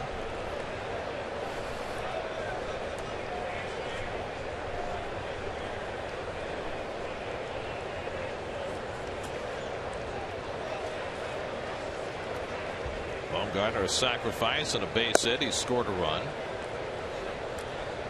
You know, has the most hits of any player born in New York State. Tell me.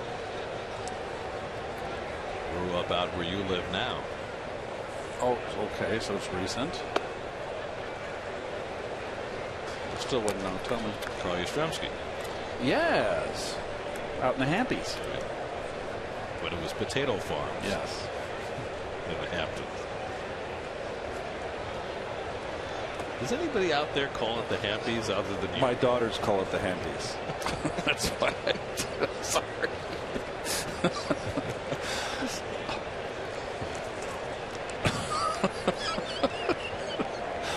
Well, you know, I can say Tweetsters and say Hampies. Bumgarner's on base with a leadoff walk. Most home runs for a player born in New York State. Uh-oh. Well, here come the Hunter Pence signs again. See, they're just tweaking them. Yep.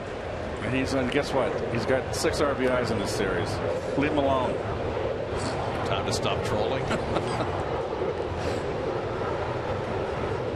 Pence with a 2-run homer and a run-scoring double today, and a triple in the first game of the series.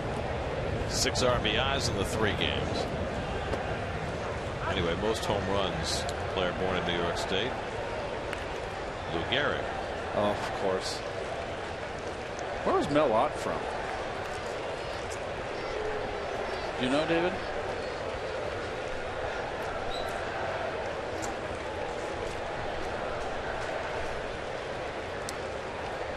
I got bad information from Dave Freed.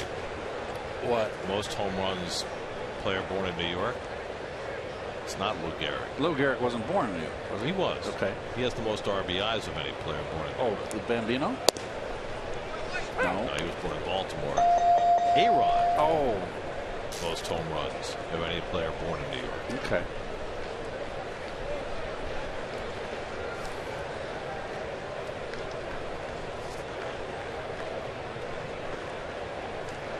Pence takes it low and away, 2-1. Torres last pitched on Wednesday.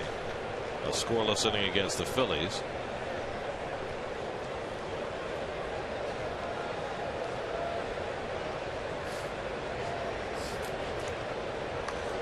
But his work, which had been almost constant early in the season, has been much more spread out of late.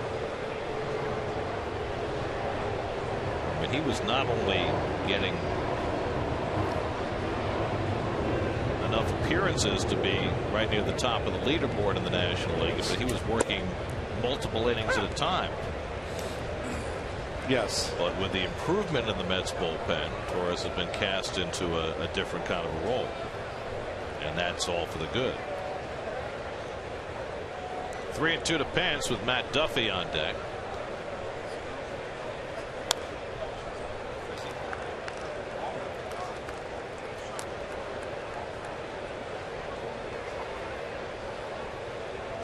When the Mets left San Francisco in the second week in June, the Giants had the best record in the National League. Since then, they've won 17 and they've lost 30. And now trying to find their footing again.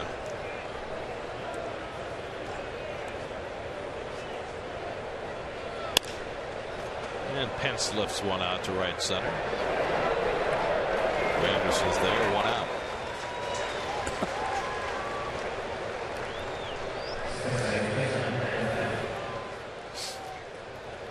So 1 out and 1 on. Now Matt Duffy. Duffy has struck out, fly down, grounded out, 0 for 3. His second big league game. Giants are still trying to figure out a solution at second base. Yep. Well, Scudero with the injury to him, it looks like in his stage of his career. Don't know if he can come back, so it's definitely something they need, and it's my understanding that they are disenchanted with Michael Morse and more than likely not going to bring him back. I'm not sure about that, but they're looking for a corner outfielder.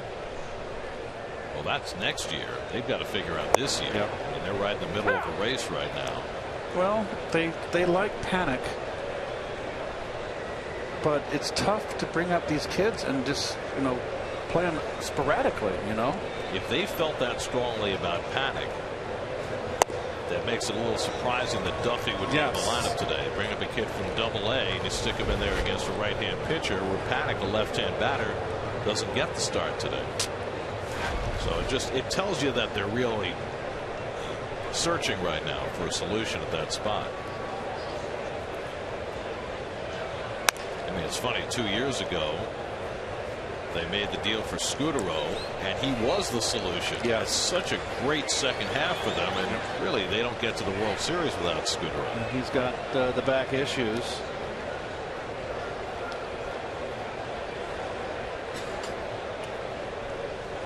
Their bullpen, it looks like it's pretty solid. Romo has kind of faltered, but they say he's been pitching better in. Whoa! Fortunately, nobody got hit by that. That kid tried to catch it in the orange shirt, with the orange hat right there for the bill, and the orange. He tried to reach over and catch it. No, that's a missile. Fortunately, he missed. It hit right down in the corner there. This guy in the yellow shirt had the duck, I believe. Well, it's right where the screen ends.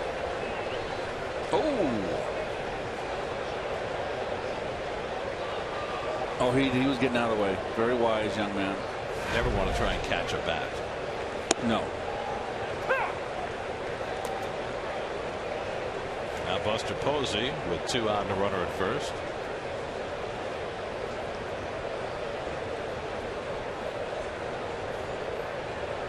Posey a single and a double. He's driven in a run. He scored a run today. And he hits this one deep to right center. Lagares way back. And it's out of here. Buster Posey with an opposite field 2-run homer. His 13th of the year. Well, 3 RBI day for Posey, and the Giants continue to tack on. It's now 8-0. Looks like the Giants have found the formula offensively. 3rd home run of the day for San Francisco. They had hit just 2 in their last 9 games. And this is what's been plaguing Torres of late, the long ball here. He's been giving up some gopher balls. Hanging's flat slider, outer half, and that shows Posey's power to the opposite field. There's no cheap home runs in right field.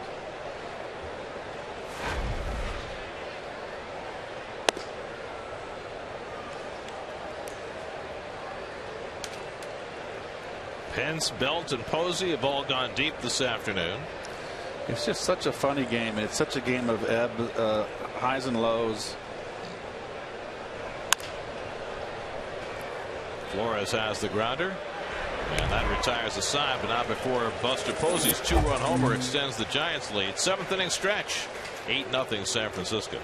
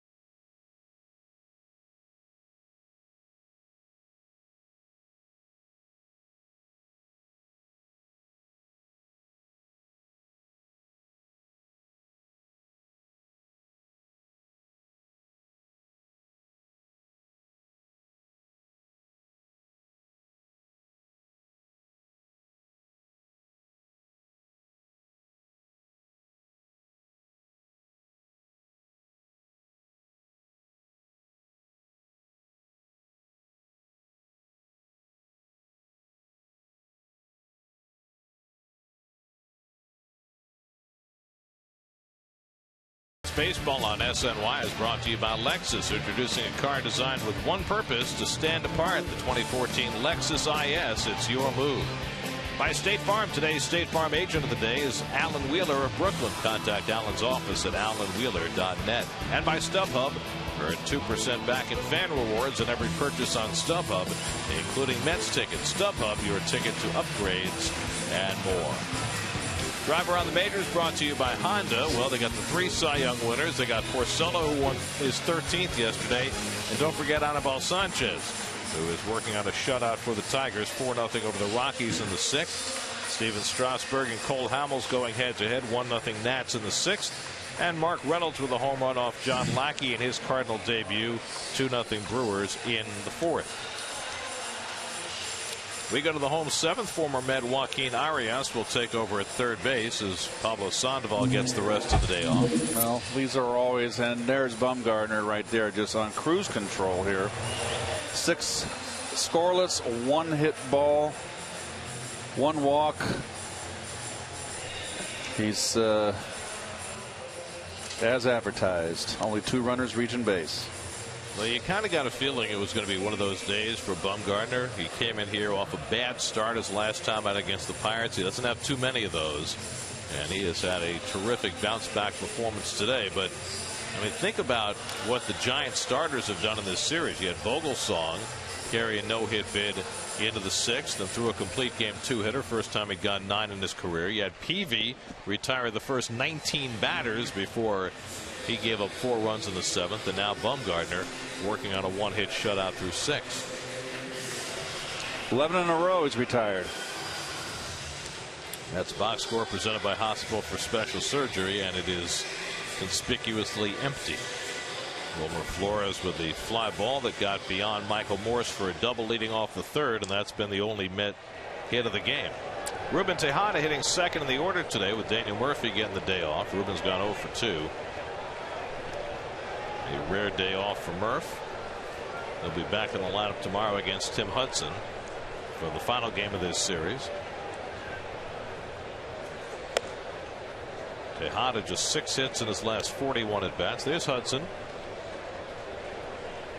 Had a great start to the year for the Giants at a time when Lincecum wasn't pitching well and Kane wasn't pitching well, and Bumgarner was just getting started. Hudson really carried them early in the season, and he has continued to thrive out in San Francisco after an injury that, you know, when we saw it at the time, many thought might end his career. But he was able to rehab the ankle and so ugly. Strong at age 38. Well, he's in a guy that's always in fine top physical shape. He's very fortunate, though. That was so ugly, that injury.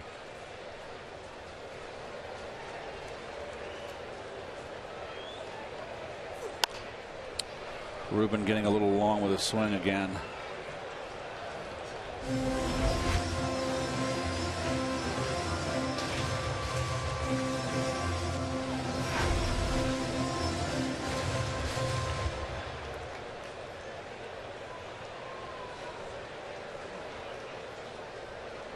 David Wright on deck, then Eric Campbell for the Mets in the home 7th. Tejada fouls off another fastball. Bumgarner with a very low pitch count working in the 7th inning.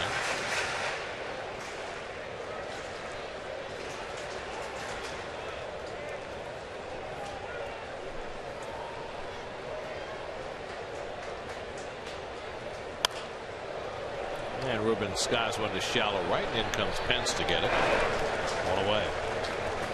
It just looks like Bumgarner, Gary, is just putting no effort into it. Just taking a little off here. He's got the big lead. It's 8-0. Here, put it in play. I'm not going to throw a lot of pitches here. I got 8 gloves out here.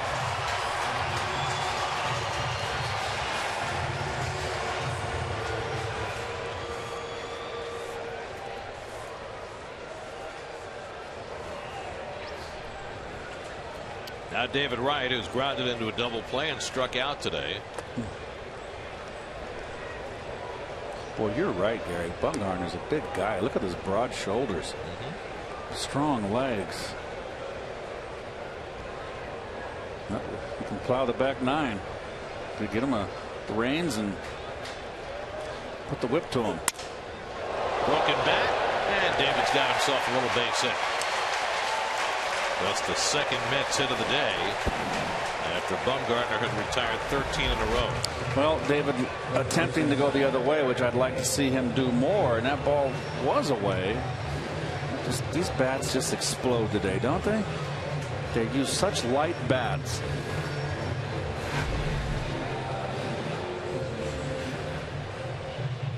So a 1-out single for Wright, and for a rare time this afternoon, Bumgarner will have to work off the stretch as he faces Eric Campbell, who he has struck out twice. Swinging in the 2nd, looking in the 4th. Another broken bat.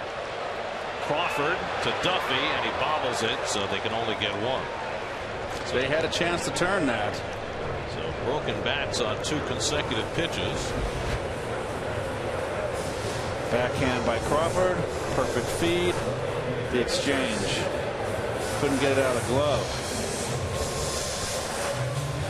Duffy, remember, has not played much second base. Beginning this series, he had played 3 professional games at that position. He's been a shortstop his entire career. So Campbell at first with 2 out. Here's Chris Young, who's lined to left and fly to right. Just 2 for his last 17.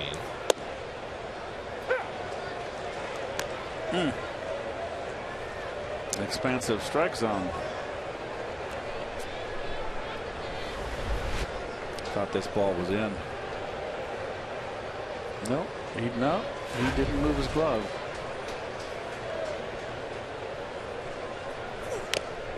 It's funny when you get these great the upper echelon pitchers.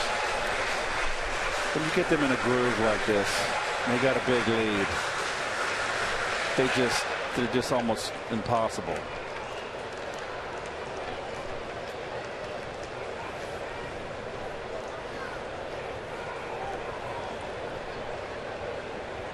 Oh-2 coming to Young. Strikes him out on 3 pitches, and that'll do it for the Mets in the 7th. 9 strikeouts for Bumgarner, 1 shy of a season high. 8-0 after 7.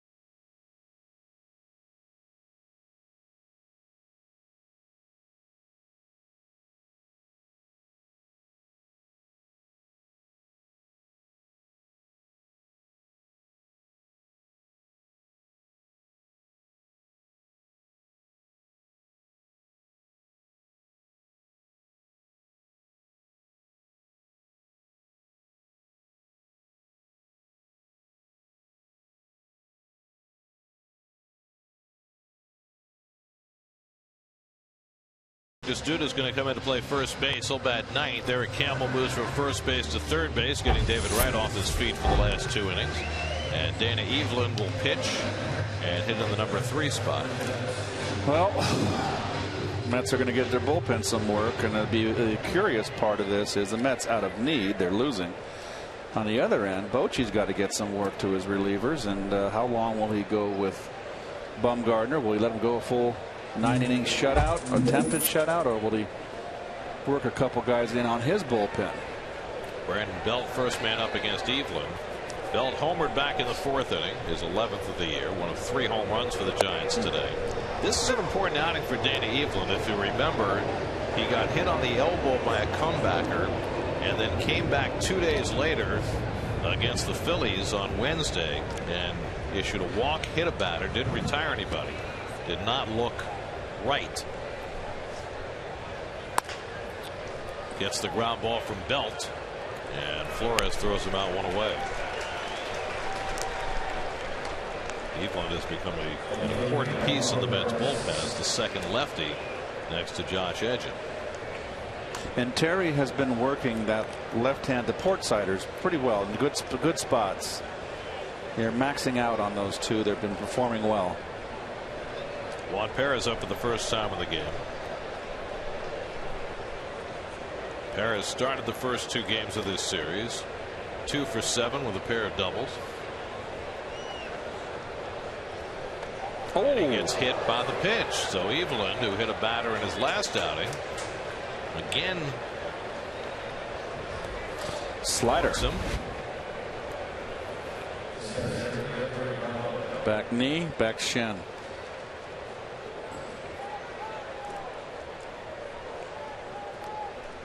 Yep. So a 1-out base runner. And now here's Gregor Blanco, who's 0 for 3. Fly deep to center, struck out and lined to right. So he's hit 2 balls well today, but nothing to show for it. Evelyn, the 4th Met pitcher of the afternoon. Bartolo Colon was looking for his 200th career win, but came up well shy of that goal today. There's a slider for a strike. Colon went 4 2/3, allowed 6 runs and 8 hits. Buddy Carlisle retired all 4 batters to face him, but Carlos Torres got touched for a Buster Posey 2-run homer in the 7th. And now Evelyn working the 8th.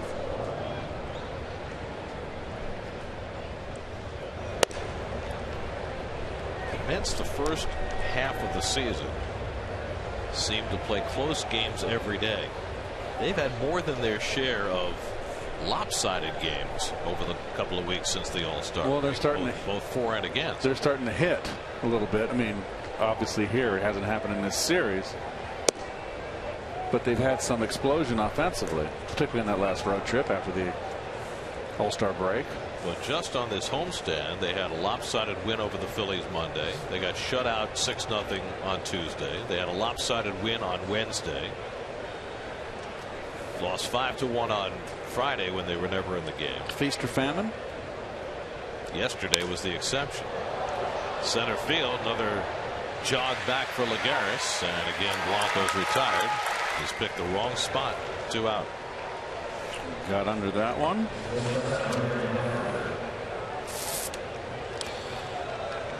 So Gary, you mentioned earlier and before the game that Syndergaard has had some pretty good starts of late. He has 3 straight where I think he's allowed a total of 1 run. But the way the Mets rotation looks right now, it's hard to see where the opening is. Well, he's had an up and down season, so it's good to let him work through it and hopefully finish that way. Then the question is, you know, do you bring him up in September? Will he have enough innings to work with to do that? He's only thrown 102 innings this year. And the overall numbers are not pretty, but the recent results have been very good. Well, I like the walks. That's important. He's throwing strikes. That's around 3 walks every 9 innings. 0-2 to Crawford. How old is Syndergaard again? 21. So you know what? Everybody's sitting there, oh, he's not having a good year. He's 21 years old. He's in AAA. Well, Dylan G goes tomorrow, and he's in need of a good start. Pitched much better his last outing, although the line didn't reflect that. And that was because of the grand slam that was hit after he left the game. Put 3 more runs on his ledger. Need to get Dylan back in the groove since coming off the DL. It's been a little tough for him. Also, Neese, need to get him back. 1-2 coming. Foul back. And, you know, as you look forward toward next year's, tomorrow's game early start will be on at 11:30. Set the alarm. You see probables, Dylan G and Tim Hudson. You know, as you look down the road, it's of a lot of talent in their rotation now with DeGrom and Wheeler and Syndergaard coming, and all the other arms they have in their system. It's going to be a tight squeeze for some of the guys who've been around for a few years. Middle of the 8th, 8-0 San Francisco.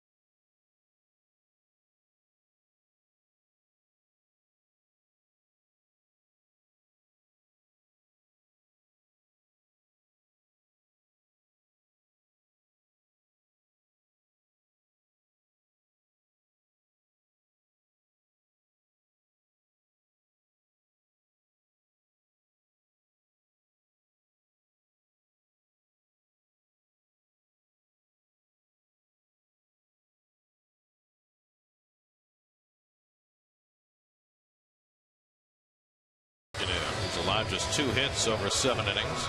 He's walked only 1, and that was the first batter he faced all day. Struck out 9. And so he is in position, if Bruce Bochy wants him to go 9 today. He's had 1 complete game this year. Juan Lagares, Wilmer Flores, Anthony Recker up for the Mets in the home 8th inning. Lagares has popped up and struck out 0 for 2.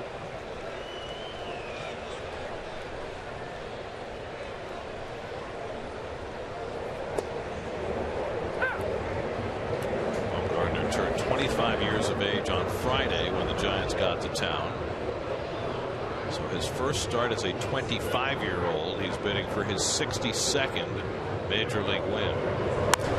Lagares lines one to center, but right at his counterpart Blanco, 1 away.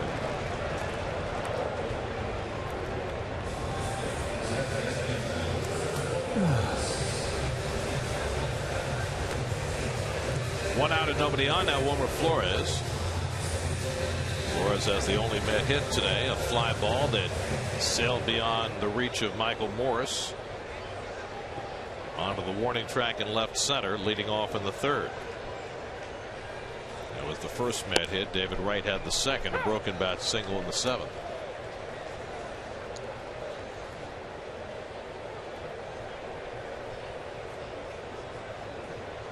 Anthony Recker next. Did you get your toy truck today? No, I didn't. But I should, because my grandson loves cars. You know, when he saw, what's that movie with the cartoon movie with the cars? Cars? Cars.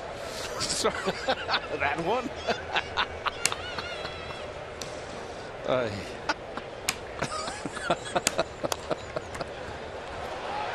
Bumgarner with a sliding stop, and from his knees cannot get him. His belt was unable to hang on. That's a terrific play by Bumgarner, but belt just couldn't squeeze him.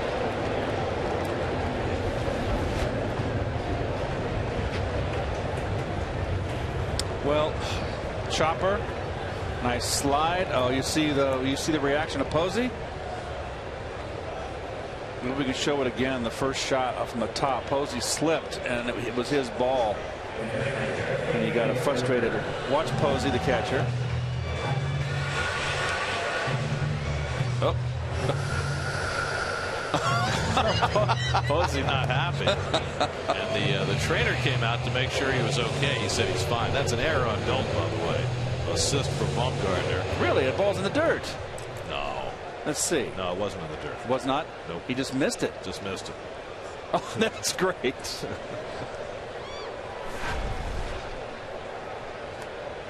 By the way, that's the 16th error made behind Bumgarner this year.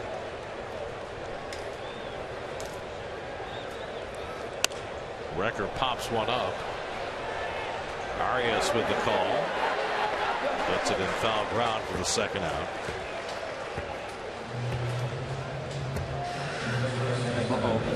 I hear all on the watchtower. So here's that play again. Okay. He just slips. Did the umpire trip him? Oh, maybe so. Because the way DJ Rayburn reacted, it's as though they got tangled up. Let's see. No? I don't know. Maybe you can see it in super slow. Now, Bumgarner still made a great play. Yes. As long as Posey's all right. Wouldn't want anything to happen to him. No. Lucas Duda. I mean, they changed an entire rule just because of Posey. I understand. Duda up for the first time in the game, and he hits one to center field. Blanco right there waiting for it. And that retires the side. So Bumgarner continues to sail along through 8 with a 2-hit shutout intact. 8-0 Giants.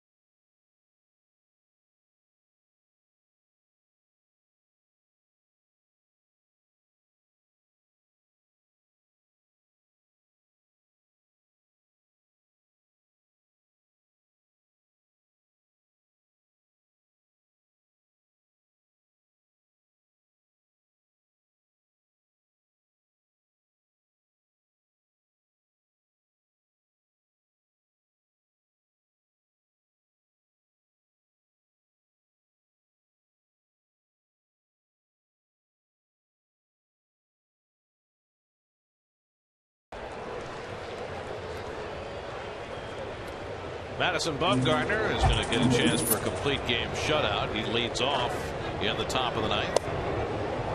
Well, we finally figured out what happened to Buster Posey. Look at the follow through by Flores and where his bat goes. Hits Posey on the back, hits the umpire on the right thigh. There's the back. Ooh. And you miss the umpire, and it hurt the umpire more than Posey. Just knocked Buster down. Knocked him down. Which is why he wasn't able to make the play on that swinging bunt.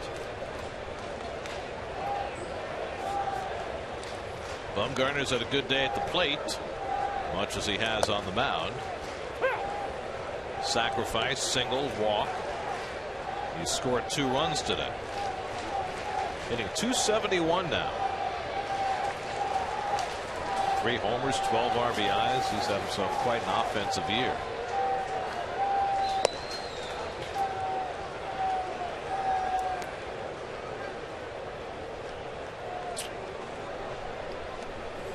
Danny Evelyn pitched a hitless 8th inning, stays out there for the 9th, so all signs are pointing in the right direction now for Dana after getting hit on the elbow earlier in the week. And he strikes out Bumgarner. Second strikeout for Evelyn. Let's see what's coming up on WB Mason postgame lounge check-in with Eamon McEnany and Jim Duquette, guys.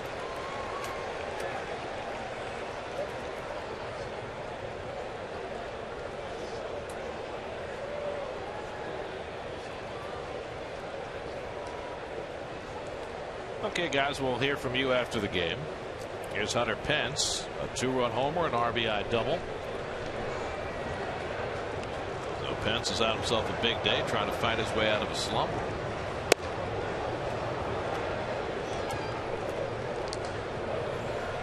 I think the Giants got to be kind of feeling on the upswing gear offensively. The way they've swung the bat the last in this series. I mean, DeGrom was just overpowering. Well,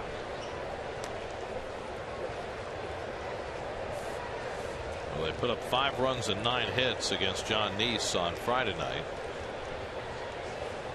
Nobody was hitting much yesterday, and now 8 runs and 9 hits today, including 3 home runs.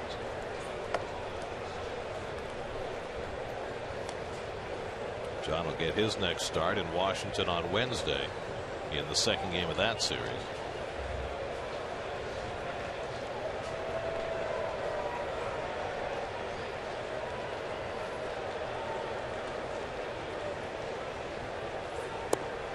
And Evelyn struggling behind in the count 3-1. Still a 1-0 game in Washington. The Nats leading the Phillies as they go to the bottom of the 7th. Strasburg and Hamels in a pitcher's duel.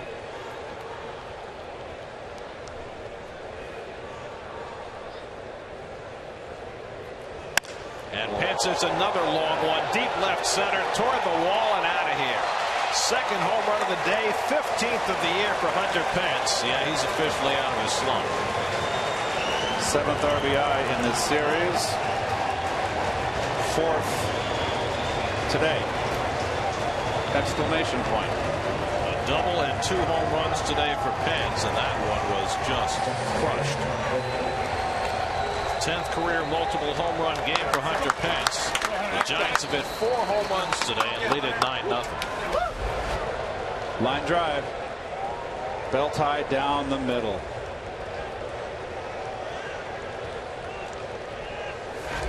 Big day for Pence.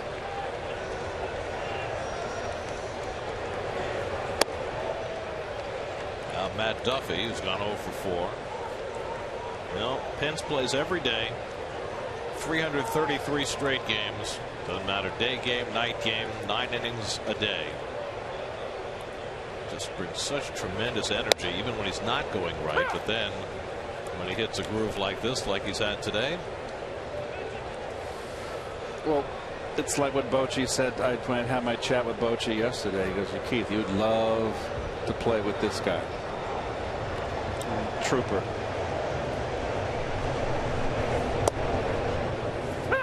1-2 to Duffy.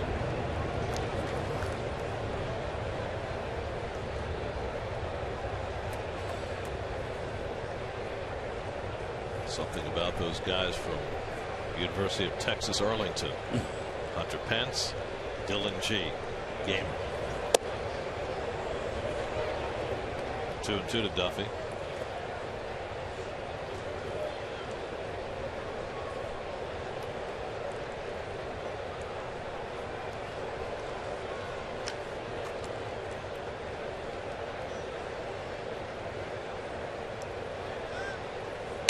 And Duffy breaks his bat. Flores goes out to grab it. 2 out.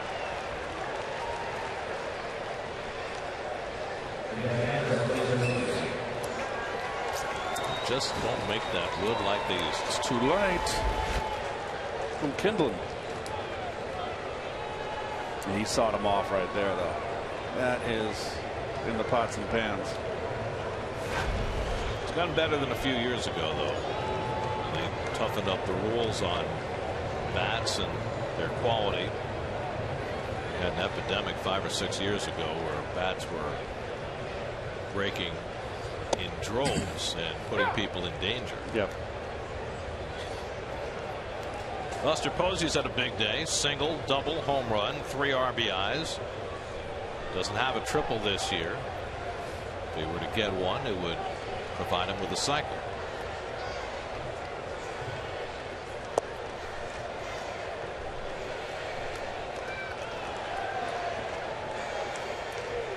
Before this series, the Mets had only had 2 pitchers throw complete games against them this year. Henderson Alvarez and Masahiro Tanaka. Then Friday night, Ryan Vogelsong threw a complete game, and now Bumgarner has a chance to do it today.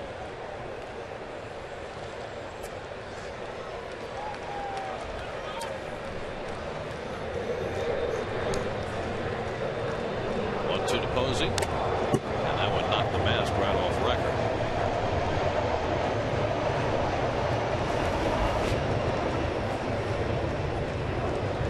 Ooh.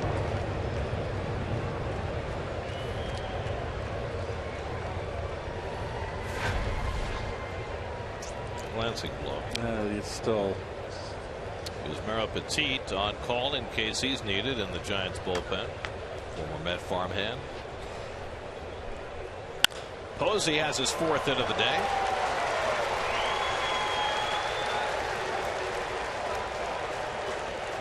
Well, Posey catching day game after a night game. No matter. 4 hits. Upstairs fastball down the middle. Terry Collins on his way to the mound. Evelyn has thrown all he is going to throw, 32 pitches, so he's out. And it looks like Josh Edgin, who hasn't been in a game in a while, will get some work. 9-0 Giants in the 9th. We'll come back in just a moment.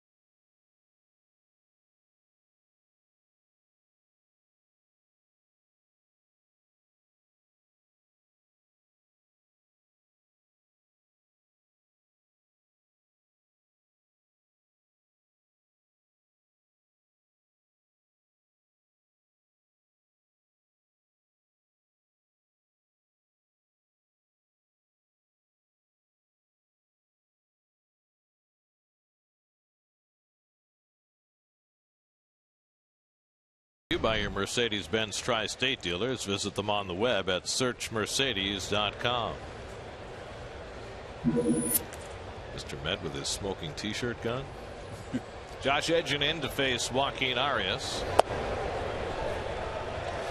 Josh's last time out, of course, was when we were doing the game out there in left center field in the bleachers. Gare gave up the grand slam to Utley. Arias rolls one. Tejada with a running toss right on target, and that retires the side. Hunter Pence's second home run of the day adds a run. Now Madison Bumgarner will try and complete the shutout.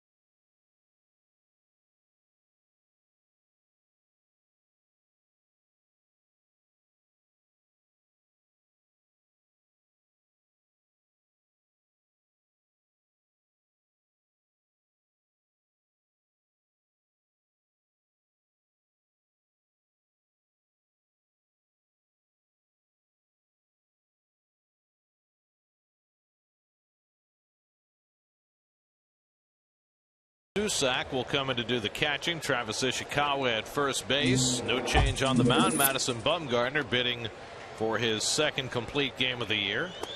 And he misses low and away to Curtis Granderson. Ball one. Granderson drew a walk leading off the first inning. The only walk Bumgarner's given up today. He's given up just 2 hits. Bidding for his second career shutout. He has 3 complete games in his career. His only shutout came in 2012. Too much Madison Bumgarner. Been 3 well pitched games, 2 from the Giants, 1 from the Mets. Granderson lifts one to right. Pence has it lined up. 1 out. It's in danger of being shut out for the 10th time this year, the 2nd time this week. Cole Hamels and the Phillies shut them out on Tuesday night. Ruben Tejada's gone 0 for 3.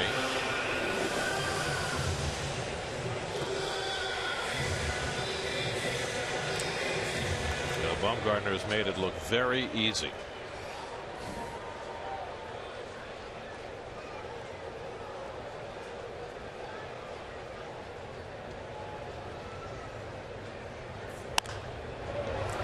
More easy. He's just saying put it in play, guys. 2 out. Day game, nice meal tonight, doesn't have to play tomorrow. Shoot, Manhattan. Oh, starting pitchers, I tell you. Travis d'Arnaud will be the pinch hitter with the Mets down to their final out. d'Arnaud getting the day off today, 0 for 5 in the series, but he did deliver the first run for the Mets last night with a sacrifice fly.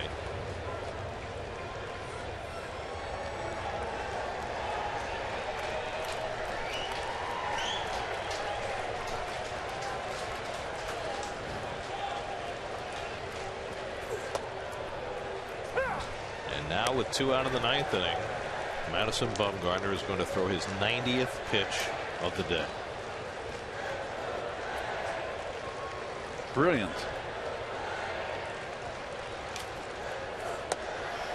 Well, you look at his line of opening first batter. He walked. Gave up a double to Flores, which was misjudged in the 3rd. And the only other base runner, 2 base runners, were base hit by Wright, which was a broken bat opposite field bloop. And then the E3. 4 base runners. The only shutout of Bumgarner's career came in 2012. He threw a 1-hit shutout against the Cincinnati Reds.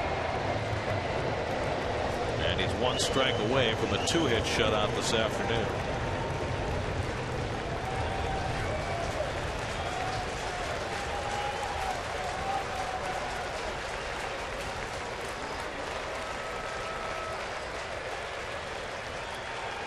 One and 2 to Darno. Nice, alive. Nice cut. Darno's a decent 2-strike hitter for a youngster. One of the better 2-strike hitters in the lineup.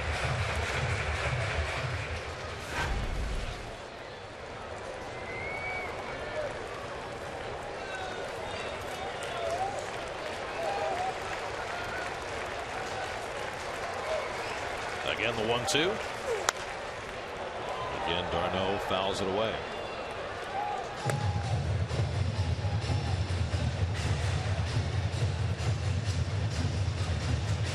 Collins' team will be looking for the split of the series tomorrow afternoon with Dylan G on the mound against Tim Hudson.